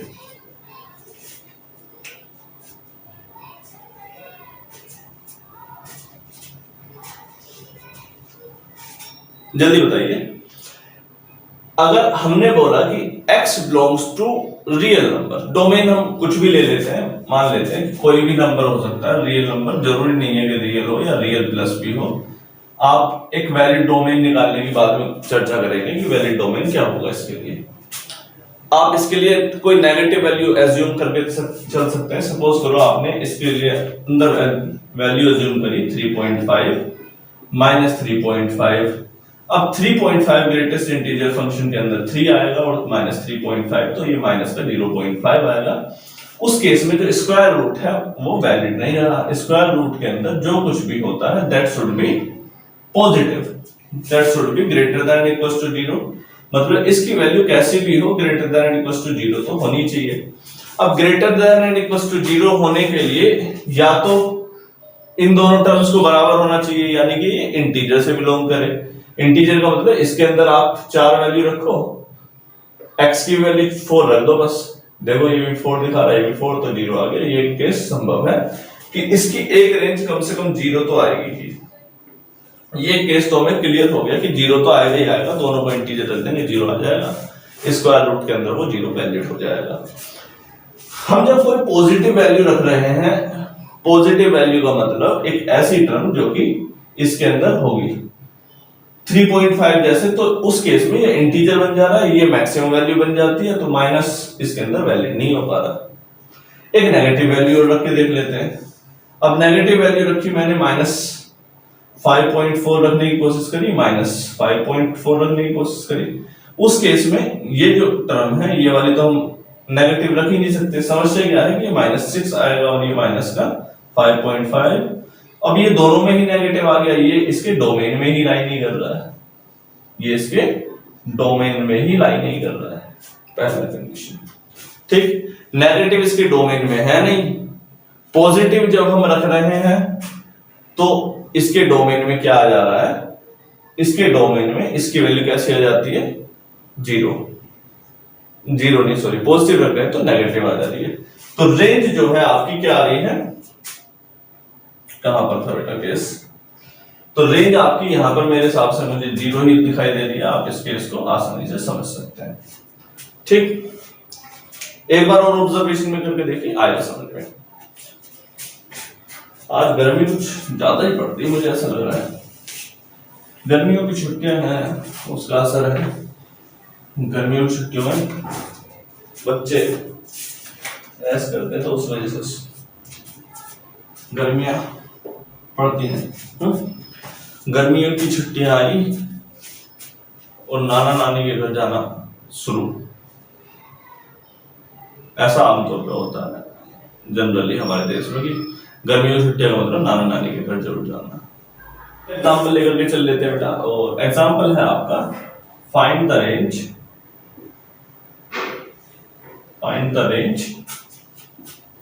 Sign n x square minus 1, greatest integer function मैंने यहां लगा दिया अपॉन एक्स की पावर 2 + 1 ले लो, एक्स की पावर 4 + 1 ले लो, जो भी आपका मन करे वो ले लो।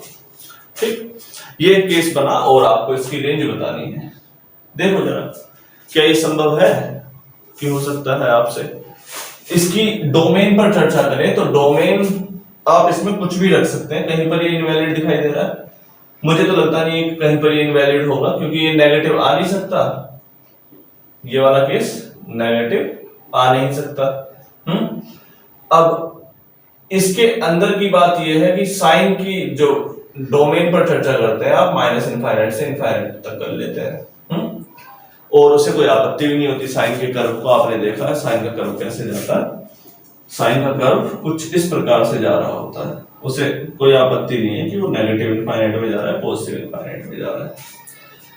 अब ये ग्रेटेस्ट इंटीजर फंक्शन के अंदर है, एक्स के अंदर कोई वैल्यू डाल करके इंस्टेंटली चेक कर लीजिएगा एग्जाम में अगर आप बैठे हो तब।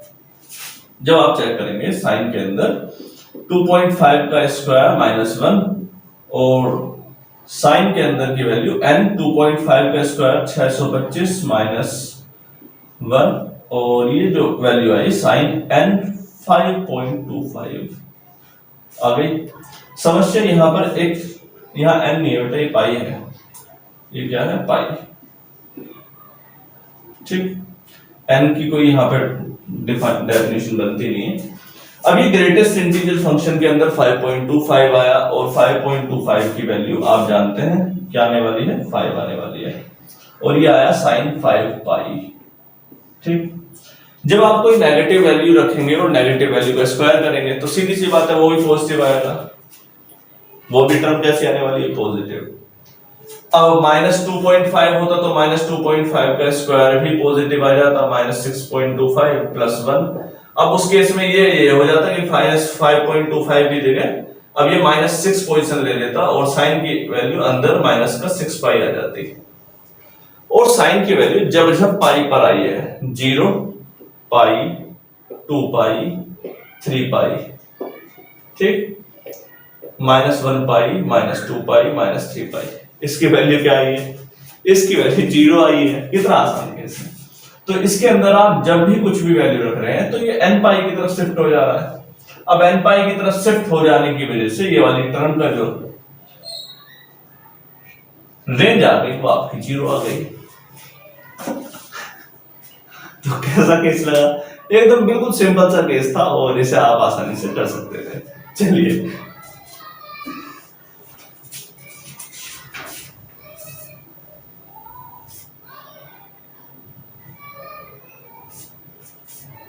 चलिए आगे बढ़ते हैं और इसकी प्रॉपर्टी पर थोड़ी सी चर्चा कर लेते हैं।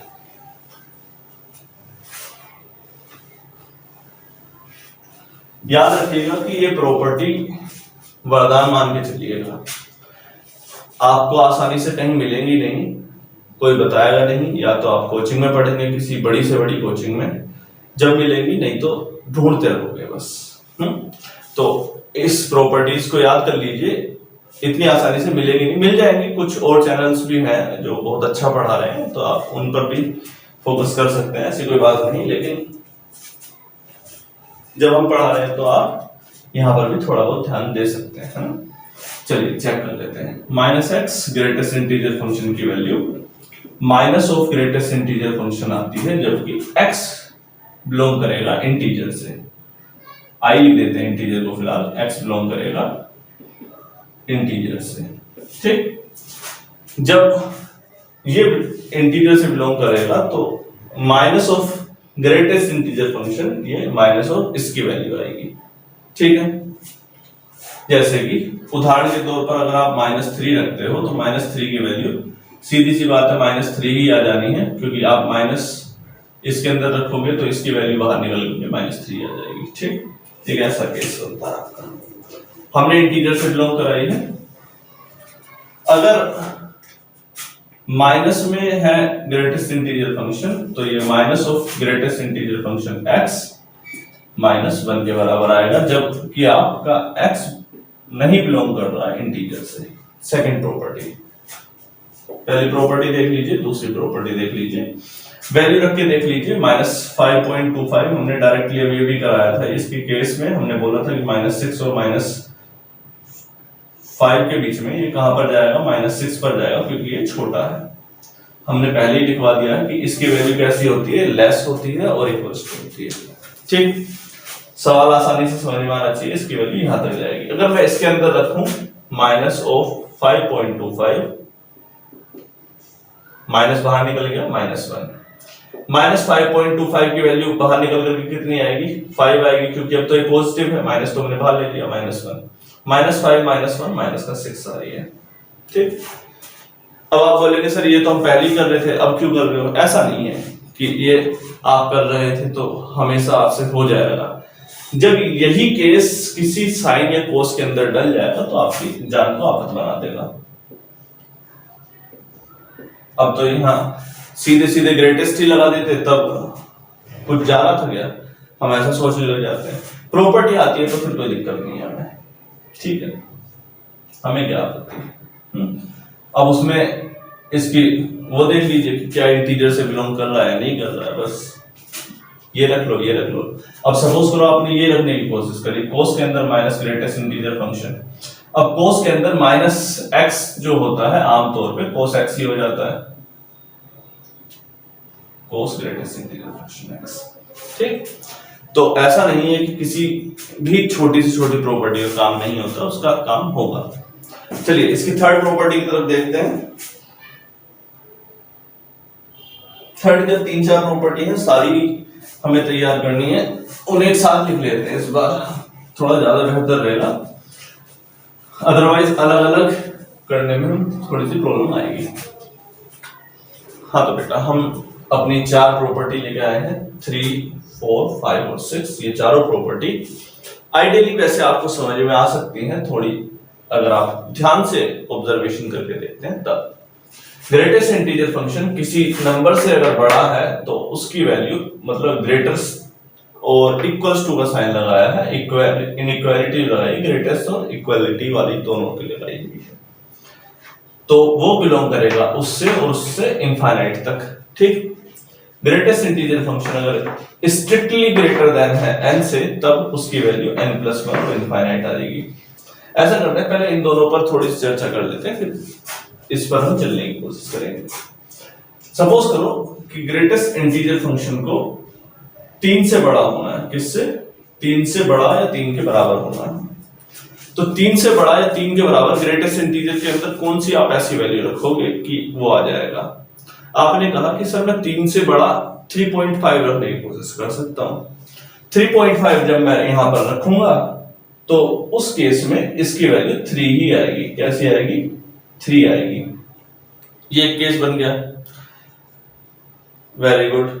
अब ये बोला कि 3.9 रखेंगे तो उस केस में वैल्यू कितनी आ जाएगी? उस केस में भी 3 आ जाएगी। ठीक, तो कम से कम इसमें 3 को तो शामिल कर ही सकते हैं। जब आप 3 रखेंगे तब भी 3 आ जाएगी, यानी कि 3 को भी शामिल कर सकते हैं, क्योंकि हमें कम से कम 3 तो लाना ही है, क्योंकि इक्वालिटी का साइन है बेटा। इस इक्वालिटी के साइन की बहुत ज्यादा कीमत होती है, इस बात को आज आप जान लेंगे कि इक्वालिटी है तो हमें 3 भी रख सकते हैं, हमें क्या आपत्ति है। तो आप इसकी वैल्यू डायरेक्टली लिख सकते हैं, सर आप x को बिलोंग करा दीजिए 3 से इनफाइनाइट तक, कोई हमें आपत्ति नहीं है। अब इसी सवाल को एग्जाम में अगर मुझे देना हो तो मैं क्या करूंगा? एक सिंपल केस दिया, सपोज करो greatest integer function x-3 plus log x² + 5 - 2 या -f² + 5, और इसके सामने और 1/√में 9 - x², ऐसा कोई केस दे दिया। अब आपको जहां पर x है वहां तो बड़ा अच्छा सा लग रहा है, जब ग्रेटेस्ट इंटीजर फंक्शन x-3 आया तब बड़ा दुख सा कि इसकी जबरदस्ती क्यों डाल दिया। तो उस केस में आप जानते हैं कि स्क्वायर रूट है तो greatest greater than and equals to 0 आएगा। तो greater than and equals to 0 जब आपने करा तो ये टर्म आपके सामने आ गई। कितना आसान। ठीक, तो आपको यहां से कुछ ना कुछ मिल जाएगा जो आपको मिलना होगा n3 से इनफाइनाइट तक। ठीक, इस केस पर चर्चा करेंगे, बहुत सवाल करने हैं, कम से कम 200-300 सवाल तो करके छोड़ेंगे, चाहे कुछ भी हो जाए, मतलब ज्यादा भी हो जाए। इतने सवाल तो मिनिमम मैंने सोचा ही है कि मेंस के लिए भी 150 सवाल हो तो अच्छा ही है, 120-130। हाँ, तो ये वाले केस पर थे हम, कहां मेंस पर पहुंच गए। तो ग्रेटेस्ट इंटीजर फंक्शन की value strictly greater than n करनी है। स्ट्रिक्टली ग्रेटर देन किसी वैल्यू के कब होगा? ये स्ट्रिक्टली ग्रेटर देन कब होगा? जब आप 3.9 रख रहे हैं, जब भी 3 आ रहा है, हमें इससे भी बड़ा चाहिए। कब नहीं आएगा 3? जब नहीं आएगा जब ये 4 हो जाएगा। हमें 3 नहीं लाना है, 3 से स्ट्रिक्टली बड़ा चाहिए। स्ट्रिक्टली बड़ा का मतलब जब आएगा जब ये कम से कम 4 होगा, है ना। तो यहां पर जो प्रॉपर्टी बनी, x बिलोंग करेगा n+1 से इनफाइनाइट तक। अगर ये केस 1/√में ग्रेटेस्ट इंटीजर फंक्शन -3 होता, तब आप इसकी वैल्यू 3 नहीं ला सकते थे। उस समय आपको इसकी वैल्यू स्ट्रिक्टली ग्रेटर देन 3 करनी पड़ती, क्योंकि स्क्वायर रूट 1/, में आ गया ना। 1/, के केस में आप इसे 0 भी नहीं कर सकते, और 3 के इक्वल वैसे नहीं कर सकते कि 0 आ जाएगा। तो अब यहां पर जो केस बन रहा है वो बन रहा है x-3 स्ट्रिक्टली ग्रेटर देन 0, तो x की वैल्यू स्ट्रिक्टली ग्रेटर देन 3। अब यहां पर जो बिलोंग कराएंगे वो बिलोंग कराएंगे 4 से इनफाइनाइट तक। वैल्यू आपके सामने है कि आपकी x की वैल्यू n+1 से इनफाइनाइट आ गया। ठीक, एक ये वाला केस आपके सामने आया। इसके बाद हम चलते हैं 4 से इनफाइनाइट से लेके greater less than equals to n, तो -इनफाइनाइट से n+1 एक ये वाला केस बन जाता है। आप बना करके देख लीजिए कि आपने अगेन वैसे ही कोई less than equal to n करना है, ग्रेटेस्ट इंटीजर फंक्शन x की value less than equal to 3 रखनी है। तो अगर आप इसकी वैल्यू कम से कम कहां तक लेकर के चल सकते हैं, इसे अगर छोटा रखना है तो माइनस इनफाइनाइट से जब तक 3 आएगा, और 3 कब तक आएगा, 3 जब तक आ सकता है कि जब तक 3.9 है, जब तक तो 3 आ ही सकता है, तो n+1 तक इसे शामिल कर सकते हैं, कोई आपत्ति नहीं। जब स्ट्रिक्टली लेस करना हो, यानी कि 3 से बिल्कुल छोटा रहे, तो आप उसे n तक लेकर के चलेंगे और n को भी शामिल नहीं करेंगे, क्योंकि जब आप 3 को शामिल कर लेंगे तो उस केस में ये 3 तो आ ही जाएगा कम से कम, तो 3 से छोटा चाहिए, तो मतलब कि 2.9 तक चाहिए ताकि ये 2 आ सके, तो n तक आएगा, और इसी वजह से हमने n को काउंट नहीं किया है। क्लियर है? इस चीज को आप ऑब्जर्वेशन से समझ सकते हैं, थोड़ी सी और एक बार और कोशिश करें तब समझ में आएगा। चलिए, 4 प्रॉपर्टी आपकी हो गई। आई होप कि ग्रेटेस्ट इंटीजर फंक्शन इससे बाहर नहीं निकलना चाहिए, और इसके अलावा वैसे प्रॉपर्टी की आवश्यकता पड़ेगी नहीं। 1-2 क्वेश्चन और करते हैं और फिर देखते हैं।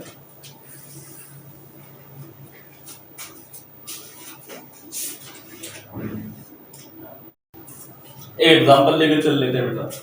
एग्जांपल है आपका, find the domain of function fx equals to square root में greatest integer function x minus 2 upon greatest integer function x minus 4। ये केस हम लेकर के चल लेते हैं।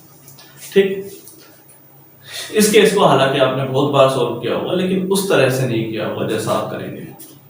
Greatest integer function x minus 2 और x माइनस, ऐसा कर लेते हैं फिलहाल, ग्रेटेस्ट इंटीजर फंक्शन को t मान लेता हूं मैं, t minus 2 upon t minus 4। आप इसे लेके चलेंगे तब आपको 2 टर्म का ख्याल रखना है। एक तो ये वाला केस कि ये हमेशा पॉजिटिव रहना चाहिए, पहली कंडीशन रहती है स्क्वायर रूट की ना, और दूसरी कंडीशन कि नीचे वाली टर्म 0 ना हो जाए।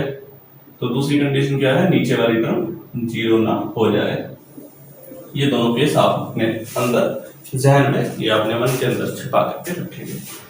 तो एक तो t की वैल्यू कितनी नहीं होनी चाहिए, t not equals to 0, t minus 4, तो t की वैल्यू आप 4 लेकर के नहीं चल सकते, पहला केस।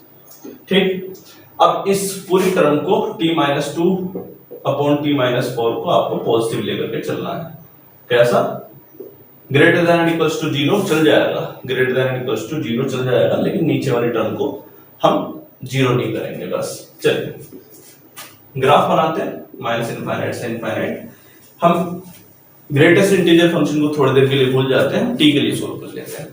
माइनस इनफाइनाइट, एक बार t माइनस 2 आया, तो t माइनस 2 को जब आप 0 रखेंगे तो आप एक दो क्रिटिकल पॉइंट निकाल लेते हैं ना। तो एक पॉइंट आया है आपका 2, एक आ जाएगा t minus 4 equals to 0, t equals to 4। Sir आपने तो अभी 0 रखने के लिए मना किया था, लगना नहीं है, बस ऑब्जर्वेशन के लिए चाहिए। 2 और 4 को शामिल नहीं करना है, पहले ही शामिल। ठीक है, 2 को शामिल कर सकते हैं क्या, 2 को शामिल कर सकते हैं, 2 आ जाएगा, 2 माइनस 2 0 आ जाएगी पूरी 2 को शामिल कर सकते हैं, कोई दिक्कत नहीं। 2 से पहला वाला केस ऑब्जर्वेशन में रखो, 2 से पहला वाला केस जल्दी से ऑब्जर्वेशन में करो कि 2 के पहले क्या आता है, 1 आता है, 1 रख के देख लो चाहे जल्दी से। 1 माइनस 2 अपॉन 1 माइनस 4, ऊपर वाली टर्म नेगेटिव और नीचे वाली टर्म भी नेगेटिव, ऊपर और नीचे वाली टर्म दोनों नेगेटिव आ रही है, मतलब नेगेटिव अपॉन नेगेटिव पॉजिटिव आएगा। ये वाला केस हमारे लिए वैलिड हो गया। याद रखिएगा, जब स्क्वायर रूट के अंदर आए तो पॉजिटिव लानी ही पड़ेगी। ये वाली टर्म मतलब माइनस इनफाइनाइट से 2, तो ये हमारे लिए है। केस समझ में आया है? अगर नहीं आया तो एक बार -3 या -1 कोई और टर्म रख के देख लीजिए। ये वाली टर्म भी नेगेटिव आ जाएगी, ऊपर वाली भी, ये वाली भी नेगेटिव आ जाएगी, नेगेटिव से नेगेटिव कट जाएगा। दोनों केस में रख के देख लेते हैं। -3 -2 -3 -4, -5 अपॉन -7, और माइनस से माइनस कट जाएगा आपका 5 अपॉन 7। ये एक पॉजिटिव टर्म आ जाएगी, हमारे लिए वैलिड है, हमें कोई दिक्कत नहीं है। तो पहला केस आया कि t कम से कम बिलोंग कर रहा है माइनस इनफाइनाइट से 2 तक। अब 2 को शामिल करना है नहीं करना है, 2 को शामिल देखिए जरा। जब मैं यहाँ 2 रखूंगा और यहाँ 2 रखूंगा तो ऊपर वाला केस 2 माइनस 2 0 हो जाएगा। तो हमें कोई 0 से आपत्ति तो है नहीं कि स्क्वायर रूट के अंदर 0 आ रहा है, तो हम क्यों नहीं लेंगे, ले लेंगे। तो इसको शामिल करना है 2 को। 2 और 4 के बीच की कोई टर्म रख के देख लो, 3 रख के देख लिया आपने, मान लीजिए 3 रख के चेक करेंगे तो 3 के केस में ऊपर वाली टर्म आ रही है पॉजिटिव 3 - 2, पॉजिटिव, नीचे वाले में रखिए 3 - 4 नेगेटिव, ठीक। पॉजिटिव अपॉन नेगेटिव, नेगेटिव हो जाएगा, ये वाला केस सिरे से खाली जोड़ोगे कि 2 से 4 तक हमें नहीं रखना है, ठीक।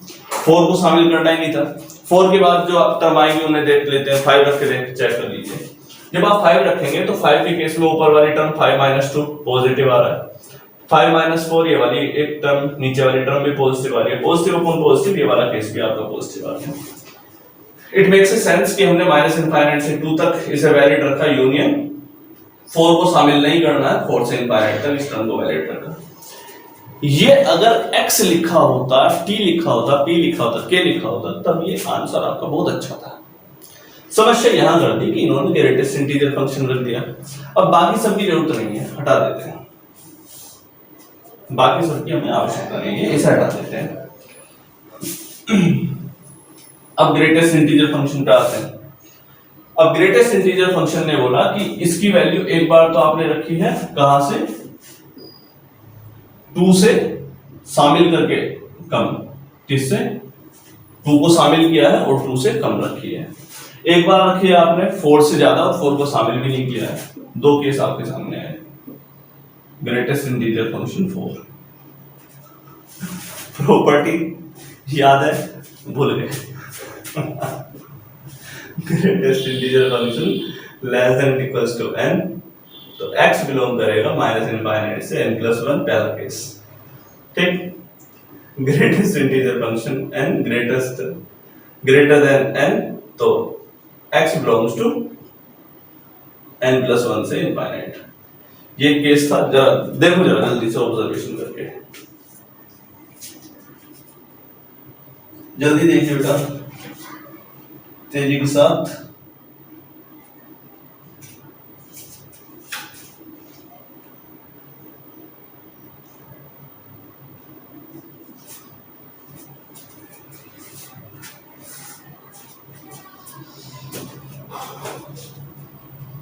हाँ, अब ये ग्रेटेस्ट इंटीजर फंक्शन है, तो इसकी वैल्यू कैसी आ रही है, 2 से छोटी, तो आप x की वैल्यू कहां से कहां तक बिलोंग कराएंगे, -∞ से 3 तक, ठीक। अब 3 को शामिल करें या ना करें, ये बताइए बस आप। 3 को जब आप इसमें शामिल करेंगे तो उस केस में ये वाला केस 3 हो जाएगा, और 3 होने के केस में ये भी 3 हो जाएगा, ये भी 3 हो जाएगा, ये नेगेटिव में चला जाएगा, नहीं शामिल करना है, ठीक। ये वाला एक केस आ गया। इसकी बात करो, greatest integer function greater than 4 होना चाहिए। 4 से बड़ा जब होगा, जब इसकी 4.9 होगी, 4.9 होगी तो 4 ही आ जाएगा। 4.7 रखोगे तो भी 4 आ जाएगा। कितना रखना पड़ेगा, 5 तो रखना ही पड़ेगा। x बिलोंग्स टू n+1 5 से ∞। अब 5 को शामिल करना है, नहीं करना है, 5 को शामिल कर सकते हो आप, 5 को शामिल कर सकते हो, 5 - 2 5 - 4, कोई दिक्कत नहीं, ठीक। चलिए, तो ये वाला एक केस सामने आया, तो आपने x बिलोंग कराया -∞ से 3 और यूनियन 5 से ∞, ये केस आपके ये हो गया। तो कैसा लगा ये केस, आई होप कि थोड़ा सा अच्छा लगा होगा, और प्रॉपर्टी के ऊपर बेस्ड है। तो ग्रेटेस्ट इंटीजर फंक्शन, अब इसके ऊपर आपको क्वेश्चन देख लेने हैं और हम चलते हैं अपने नेक्स्ट पार्ट की तरफ। इसके ऊपर जितने सवाल आएंगे, आई गारंटेड कि इसके बाहर नहीं जाएगा। प्रॉपर्टी इतनी ही है बस, इसके ज्यादा मिल सकती हैं, जबरदस्ती ढूंढोगे खोजोगे तो मिल जाएगी, है ना, लेकिन काम इतने में हो जाएगा। चलिए हम लीस्ट इंटीजर फंक्शन की तरफ चलते हैं, इसे हटाते हैं।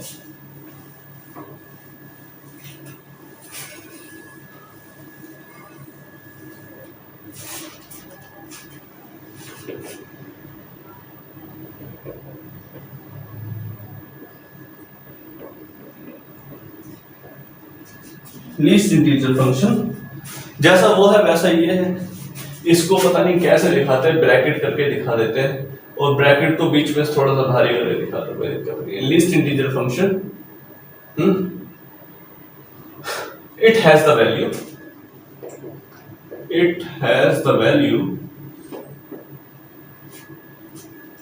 ग्रेटर देन और इक्वल्स टू,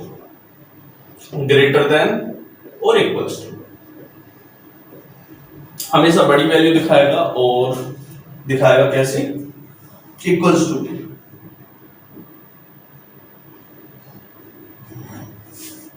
ठीक, सपोज करो ग्रेटेस्ट इंटीजर फंक्शन आपने x की वैल्यू बिलोंग करी 0 से बड़ा और 1 से छोटा, तो ग्रेटेस्ट इंटीजर फंक्शन की वैल्यू 1 आएगी। आपने x एज्यूम किया कि 1 से बड़ा और 2 से छोटा, तो आप ग्रेटेस्ट इंटीजर फंक्शन की वैल्यू 2 दिखाओगे। आपने x एज्यूम किया 2 से बड़ा और 3 से छोटा, तो इसकी वैल्यू आप 3 दिखाओगे। क्लियर है? अगर आप इट मेक्स सेंस कि ब्रैकेट ही लग रहा है देखने में थोड़ा सा कि 3.5 रखते हो, तो इसकी वैल्यू, अगर ये ग्रेटेस्ट इंटीजर फंक्शन होता तो आप बोलते सर इसकी वैल्यू 3 और 4 में से 3 को मैं चुनूंगा, लेकिन अब आप इस केस में सिर्फ 4 चुनोगे। कोई डाउट तो नहीं है? ठीक से चेक कीजिए, 3.5 में से 4 को चुनेंगे। और वैसे ही नेगेटिव के केस में भी जाएगा। नेगेटिव के केस में -4.7 है, तो -4.7 लाई करता है -4 और -5 के बीच में। तो -5 और -4 में बड़ा कौन है, जल्दी बताओ। -4 बड़ा है, तो इसको आप चुनेंगे।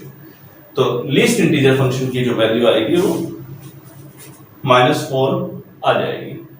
क्लियर है बेटा? एग्जाम में आप इस चीज से कंफ्यूजन में मत रहिए कि ऐसे ब्रैकेट को कैसे पहचानेंगे नहीं, अगर दिया होगा तो वो साथ में साथ लिखा रहेगा। आईआईटी में क्वेश्चन में एक क्लैरिटी रखते हैं वो, इस ब्रैकेट का मतलब लीस्ट इंटीजर फंक्शन, इस ब्रैकेट का मतलब ग्रेटेस्ट इंटीजर फंक्शन, बकायदा लिख के दिया जाता है ताकि बच्चा बाद में ये केस ही ना कर दे उनके ऊपर, ग्रेटेस्ट इंटीजर फंक्शन दे नहीं था। मतलब कर सकते हैं, जिसकी जाने की इच्छा हो, प्रबल इच्छा हो, तो वो तो कर ही देगा। कि आईआईटी की गलती की वजह से सवाल मेरा छूट गया। तो ये इसके बारे में कुछ प्रॉपर्टी देख लेते हैं बेटा। तो पहली प्रॉपर्टी देख लेते हैं, लीस्ट इंटीजर फंक्शन की वैल्यू जो आती है वो ग्रेटेस्ट इंटीजर फंक्शन +1 करके आएगी, पहली प्रॉपर्टी। अगर ये इंटीजर नहीं है तब, अगर ये आपका इंटीजर नहीं है तब, ठीक, जब x does not belongs to integer. अगर ये इंटीजर से बिलोंग कर रहा है तब, इंटीजर को हालांकि जेड से दिखाते हैं तब, तो इसकी सेकंड प्रॉपर्टी तैयार हो जाती है कि लीस्ट इंटीजर फंक्शन की वैल्यू ग्रेटेस्ट इंटीजर फंक्शन के बराबर ही आ जाती है, जो कि आपका जो भी नंबर हो वो उसके बराबर आ जाता है। एक प्रॉपर्टी आपकी ये शामिल हुई। अगर कोई नंबर जुड़ा हुआ है इसके साथ x + n, और ये पूरे को लीस्ट इंटीजर फंक्शन बता दिया गया है, जैसे कि x + 5, तो उस केस में इसकी जो वैल्यू होगी लीस्ट इंटीजर x का निकालेंगे और 5 को अलग ही रखेंगे, यानी कि +n को लिखेंगे। ठीक, ये हमारी 3 प्रॉपर्टी जो कि लीस्ट इंटीजर फंक्शन की है। ये पिछले वाले की तरह ही है, जैसे ग्रेटेस्ट इंटीजर फंक्शन की हमने प्रॉपर्टी लिखी थी वैसे ही है। ठीक, इसके बाद हम इसकी रिमेनिंग प्रॉपर्टी को और लिख लेते हैं जल्दी से और ध्यान देते हैं। लीस्ट इंटीजर फंक्शन की जो रिमेनिंग प्रॉपर्टी है ये कुछ आपकी ग्रेटेस्ट इंटीजर फंक्शन की तरह ही दिखती है। लीस्ट इंटीजर फंक्शन जबकि ग्रेटर देन = होगा किसी नंबर से, तो वो बिलोंग करेगा n-1 से इनफाइनाइट तक, और जब लेस देन = होगा किसी नंबर से तो -∞ से n तक। आप इस चीज को ऑब्जर्वेशन में करके आसानी से चेक कर सकते हैं कि greatest integer function, least integer function greater than = 3 मान लेते हैं, तो ये 3 से इसकी वैल्यू कब तक 3 आएगी, जब तक इसकी वैल्यू 2.9 तक है, क्योंकि ये हमेशा बड़ी वैल्यू दिखाता है ना। 2.1 भी अगर इसके अंदर आप रखोगे, 2.1 भी, तो भी ये 3 दिखा रहा है, 2.9 रख रहे हो तो भी 3 दिखा रहा है। तो हमें चाहिए कि ऐसी जगह जहां तक ये greater than and equals to आ सके, तो आपने रखा कि n-1 से इनफाइनाइट तक, n-1 से इनफाइनाइट तक का एक केस इसमें शामिल हो जाएगा। ठीक, और n-1 को इसमें होल्ड नहीं रखना है। ठीक, क्योंकि n-1 जब 2 रख देंगे तो 2 के केस में जब ये 3 नहीं आ पाएगा, तो इसलिए इसे एग्जैक्ट वो बाहर निकाल करके रखना पड़ेगा। अगर हमें लेस देन = n लाना है, और लेस देन = n का मतलब n से हमेशा छोटा होना चाहिए, तो मान लेते हैं ये 3 ही है। अगेन लेस देन = कब तक ये 3 आएगा, जब तक इसकी वैल्यू 3 है, एक तो ये केस है। अगर 3 से कोई भी छोटी टर्म है 2.5, 2.3, 2.2 ऐसा कोई भी केस है तो भी ये 3 आ सकता है। तो ये वाला केस माइनस इनफाइनाइट से n तक आपका दिखाएगा। ठीक, x greater than n, strictly greater than n कब तक आएगा? अगेन 3 वाला केस लीजिए, ग्रेटेस्ट इंटीजर फंक्शन हमें 3 से बड़ा ही चाहिए। 3 से बड़ा कब आएगा ये बताइए? जब ये 3 है, जब ये 3 है तो इसकी वैल्यू कितनी आएगी? 3। आपने बोला 3 की जगह 3.1 रखने की कोशिश करते हैं। 3.1 जैसे ही आप रखेंगे इसकी वैल्यू कितनी हो जाएगी? 4 हो जाएगी। 3.01 रखेंगे तो भी 4 हो जाएगी। लीस्ट इंटीजर फंक्शन है, तो अगर आप इसके अंदर 3.01 भी रखते हैं तब भी ये वैल्यू कितनी हो जाएगी? 4 दिखा देगा, क्योंकि लीस्ट इंटीजर फंक्शन है। तो उस केस में, तो ये वाला जो केस है हमने इसे ओपन इंटरवल रखा है ताकि हम n को काउंट ना कर सके, उसके बाद के सब काउंट हो जाए। ठीक है, n से इनफाइनाइट तक लीस्ट इंटीजर फंक्शन। अब लेस देन n करना है, अगेन 3 वाला केस लेकर के चलो। तो कब तक ये 3 के बराबर नहीं आएगा? जब तक ये 3 से क्या ना हो? छोटा ना हो। छोटा ना हो का मतलब 2 ना हो। 2.9 में तो 3 ही आ रहा है, क्योंकि ग्रेटर वैल्यू दिखानी है। नहीं, इससे इतना छोटा ना हो कि 3 ही ना आ सके। मैंने बोला कि 2 रखोगे तो 2 ही वैल्यू दिखा देगा। 1.9 रखोगे तो 2 भी 2 दिखाएगा। 2.1 रखोगे तो 3 दिखा देगा। मतलब वैल्यू कहां तक रखनी है? 3 से छोटी रखनी पड़ेगी। n माइनस इनफाइनाइट से n-1 लगा दिया। क्लियर है? तो ये आपकी प्रॉपर्टी बनी 1, 4, 5, 6 और 7। ये आपकी 4 प्रॉपर्टी लीस्ट इंटीजर फंक्शन के केस में और बन गए। तो ये प्रॉपर्टी के आधार पर आपसे अगर लीस्ट इंटीजर फंक्शन का क्वेश्चन आता तो आई मेक श्योर कि आपसे हो जाना चाहिए। चलिए कोई केस लेकर भी चल देते हैं। इसमें ज्यादा सवाल तो बनते नहीं है, फिर भी बनने के लिए तो कुछ भी बन सकता है।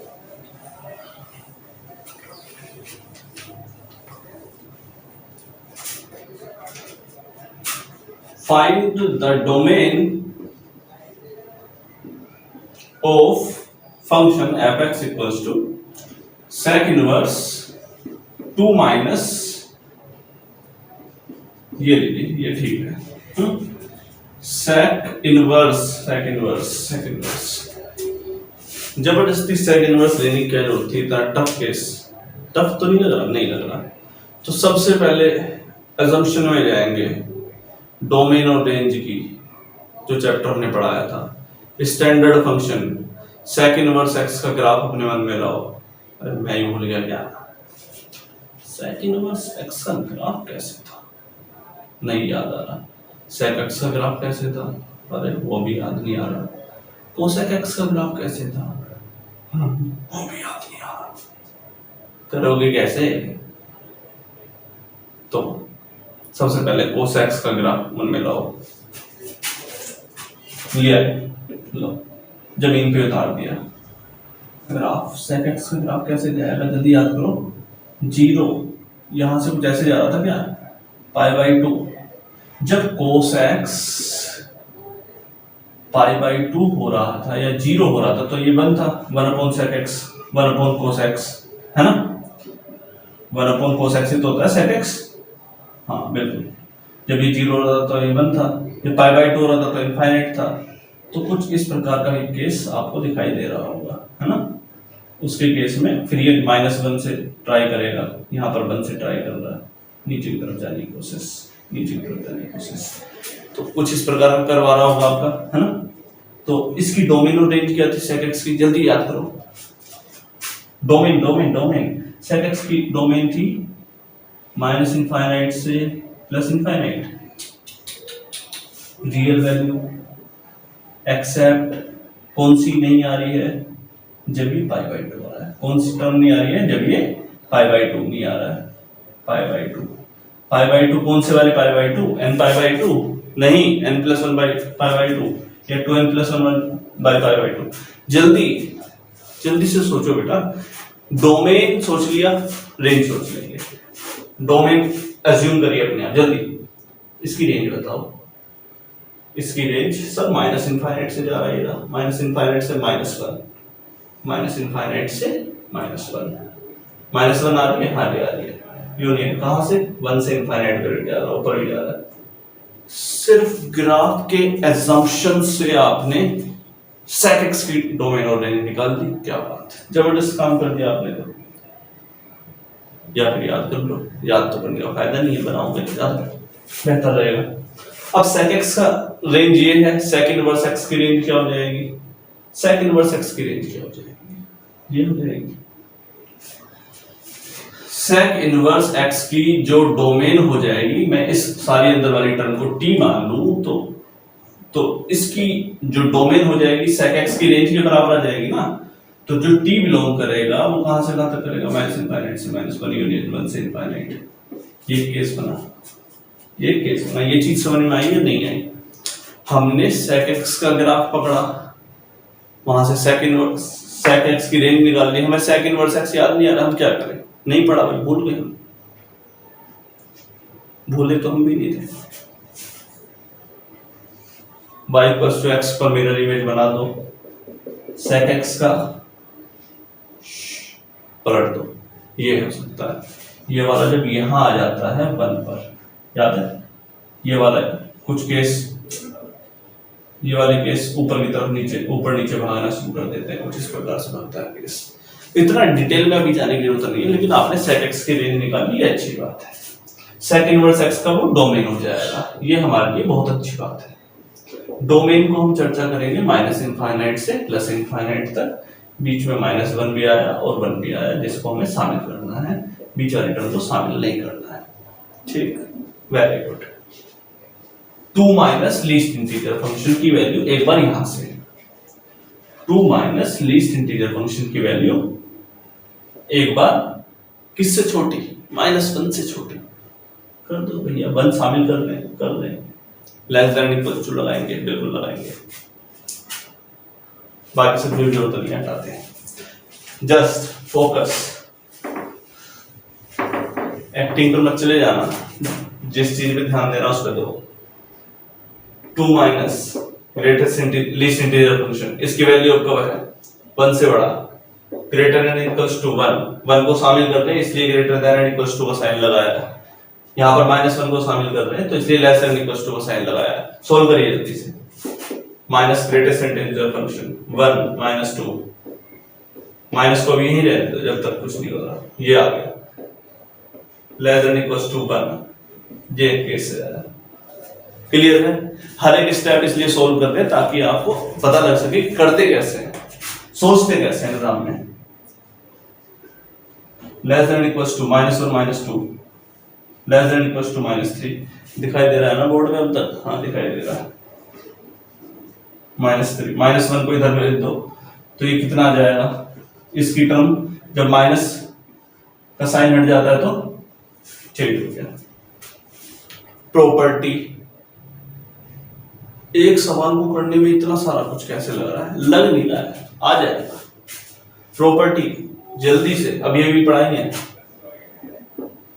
x greater than equals to n, least integer function less than equals to n, जल्दी बताओ मुझे फास्ट। ये केस हो गया बेटा, बस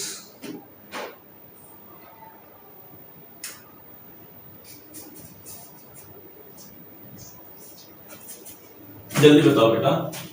अब ये भी बताई थी x belongs to minus infinite से n, ये केस था, ठीक। Greater than equals to case में x बिलोंग्स टू कहां से, n-1 से इनफाइनाइट तक, ठीक, n-1 से इनफाइनाइट तक ये केस था। चलिए लगा दीजिए इसमें ग्रेटर देन इक्वल्स टू 3, 3 कब तक आएगा, अगर सपोज करो ये प्रॉपर्टी हम भूल गए, ह्यूमन माइंड है, नेचर भूलना स्वभाव है, एजम्पशन छोड़ के नहीं आना है, या तो ऑप्शन देख लो, ऑप्शन में भी बड़ा मजा आता है, बहुत कंफ्यूजन क्रिएट हो जाएगी। देखो जब मैं 2.1 रखूंगा 3 जाऊंगा,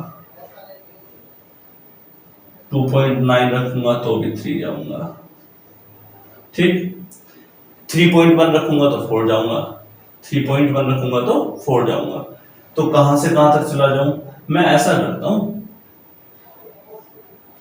कहां से 2 को शामिल नहीं करते, इनफाइनाइट तक चले जाते हैं।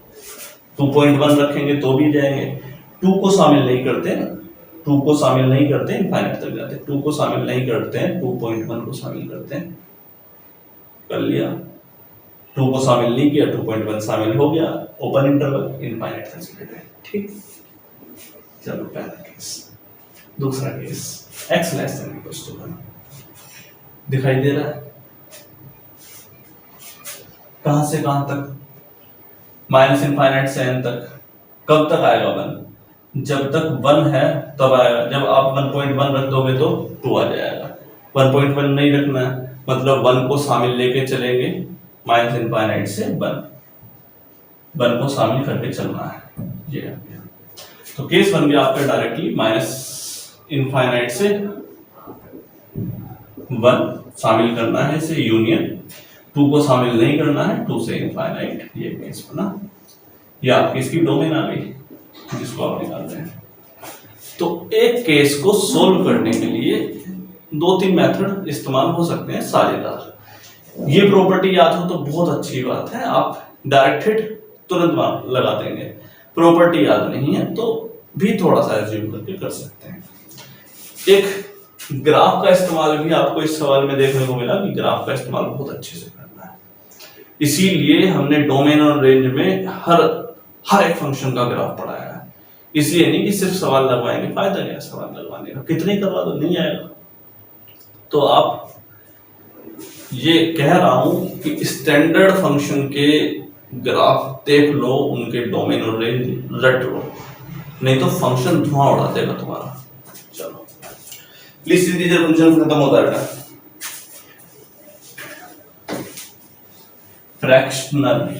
फ्रैक्शन वाले बात पढ़ चलते हैं। Fractional part of x, fractional part of x, इसको हम दिखाते हैं कुछ इस प्रकार से दिखाते हैं, वैसे कर्ली वाला जो ब्रैकेट होता है उस प्रकार से। और अगर कोई नंबर है मान लेते हैं x, और अगर उसमें से आप ग्रेटेस्ट इंटीजर फंक्शन वाला, जो कि हमेशा इंटीजर रहने वाला होता है, आपको पता ही है ना ग्रेटेस्ट इंटीजर फंक्शन की खासियत क्या है, ये हमेशा इंटीजर रहता है ना। अगर किसी नंबर में से उसके ग्रेटेस्ट इंटीजर वाले पार्ट को हटा दो तो क्या आ जाएगा? फ्रैक्शनल पार्ट आ गया। फ्रैक्शनल पार्ट समझते हैं ना, फ्रैक्शन जो कि 0 और 1 के बीच में होता है, 0.3, 0.2, 0.5, 0.7। फ्रैक्शनल पार्ट 0.3, पॉइंट हटाओ 3/10, पॉइंट हटाओ 2/10, 1/5 की बात कर रहे हैं। Fraction P/Q, rational, irrational, rational, fraction की बात कर रहे हैं P/Q। ठीक, चलिए फ्रैक्शनल पार्ट आएगा x minus greatest integer function इस पर। चलिए इस पर कोई केस करके देख लेते हैं। इसकी कोई खास ऐसी प्रॉपर्टी है नहीं, यही इसकी एक अच्छी प्रॉपर्टी है कि ये है, इस पर सवाल हो सकते हैं, बन सकते हैं। चलिए फ्रैक्शनल पार्ट बताइए, 2.3 की वैल्यू बताइए आप। इसका सवाल का जवाब आसान है। इसकी वैल्यू आप डायरेक्टली भी बता सकते हो कि हाँ सर इसमें एक 2 है और एक 0.3 है, तो इसका जो फ्रैक्शन वाला पार्ट है वो 0.3 है। ठीक, अदरवाइज से आप सोल्व करके भी देख सकते हो। x minus greatest integer function वाले केस में तो x की जगह जब आप 2.3 रखेंगे, माइनस 2.3, जो कि आप ग्रेटेस्ट इंटीजर फंक्शन के अंदर रखेंगे, तो 2.3 माइनस ग्रेटेस्ट इंटीजर फंक्शन हमेशा लेस वैल्यू दिखाता है, तो 2.3 का क्या हो गया 2 हो गया, तो 0.3 हो गया, फ्रैक्शन पार्ट आ गया। एक ही सीक्वेंस में एक ही बारी में आपका इसकी वैल्यू आ गई, फ्रैक्शनल पार्ट इसकी 0.3। ये एक तरीका हो सकता है। सर ऐसा नहीं, हम ऐसा क्यों करें, तो डायरेक्टली देख के लगाएंगे। लगाओ तो देता हूं सवाल, -5.7 -5.3 करते हैं। अब बताओ -5.3 अब देख के कर लोगे क्या? कर तो लेंगे, जिसको प्रैक्टिस है वो तो कर ही लेगा, जिसको नहीं है वो करेगा हमारे साथ। आ जाओ बेटा मैदान में। तो x minus greatest integer function x की वैल्यू कितनी? -5.3। अब हम मैदान में उतर चुके हैं और जंग छिड़ चुकी है, और जंग है आपकी -5.3 के साथ। और -5.3 कितना आएगा जल्दी बताओ ग्रेटेस्ट इंटीजर फंक्शन के अंदर? -5.3 किस किस के बीच में आता है? -5, -6, -4, 5.3 यहाँ आ रहा हुआ लगभग कहीं, और 5.3 ग्रेटेस्ट इंटीजर है, लेस वैल्यू दिखाएगा -6। कितनी वैल्यू आएगी इसकी? -5.3 माइनस, और इसकी वैल्यू भी -6, तो -5.3 माइनस +6। तो 6 में से 5.3 को घटाना है, तो 6 में से 5.3 को घटा दो, 6.0 में से 5.3 को घटा दो, 10 में से 3 गए 7, 5 में 4, 5 में से 5 में 0, 0.7 आंसर आ गया। है कैसे? है नहीं है, यही आएगा। जब वैल्यू नेगेटिव में होगी तो जरूरी थोड़ी है कि आप इधर देखो, उधर भी तो देख सकते हो। देखो जरा 5.3 थी, हम हमेशा इधर का देखते हैं। जैसे हमारा जब आया था 4.3, इससे पहले वाला कौन सा केस था? 2.3 था। जब हमने 2.3 देखा था वो 2 और 3 के बीच में आ रहा था। इसका फ्रैक्शन पार्ट इधर वाले पार्ट को देख लेते हैं, 0.3। ठीक, जब -5.3 आया तो इसके इधर वाले पार्ट को ही देखना है, 0.7 बच रहा है। 0.3 और 6 में कितना बच रहा है? ठीक, एक और एजम्पशन कर सकते हैं, -5.3 ग्रेटेस्ट इंटीजर फंक्शन -5.3 का -6 और -5.3 में डिफरेंस कितना? 0.7। चुटकी में कोई काम, ये केस बन जाता है। चलिए कोई एक अच्छा सा उदाहरण लेकर के चलते हैं तो ज्यादा बेहतर रहेगा। ठीक, फ्रैक्शन से भी सवाल बन जाते हैं।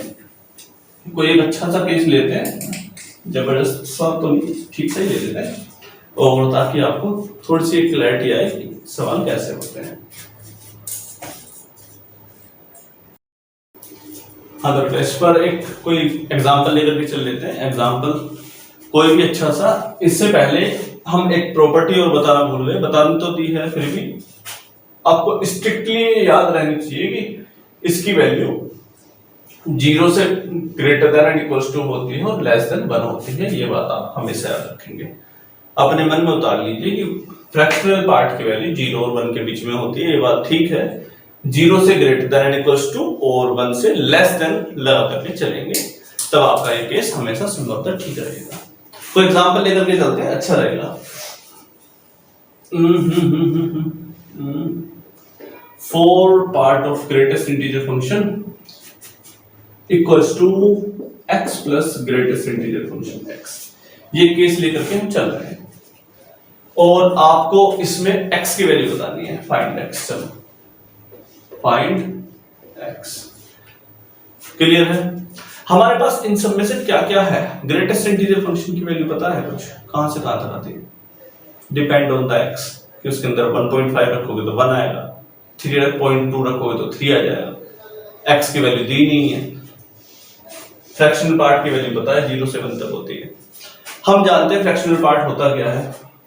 फ्रैक्शनल पार्ट होता है हमारा x equals to x minus greatest integer function x।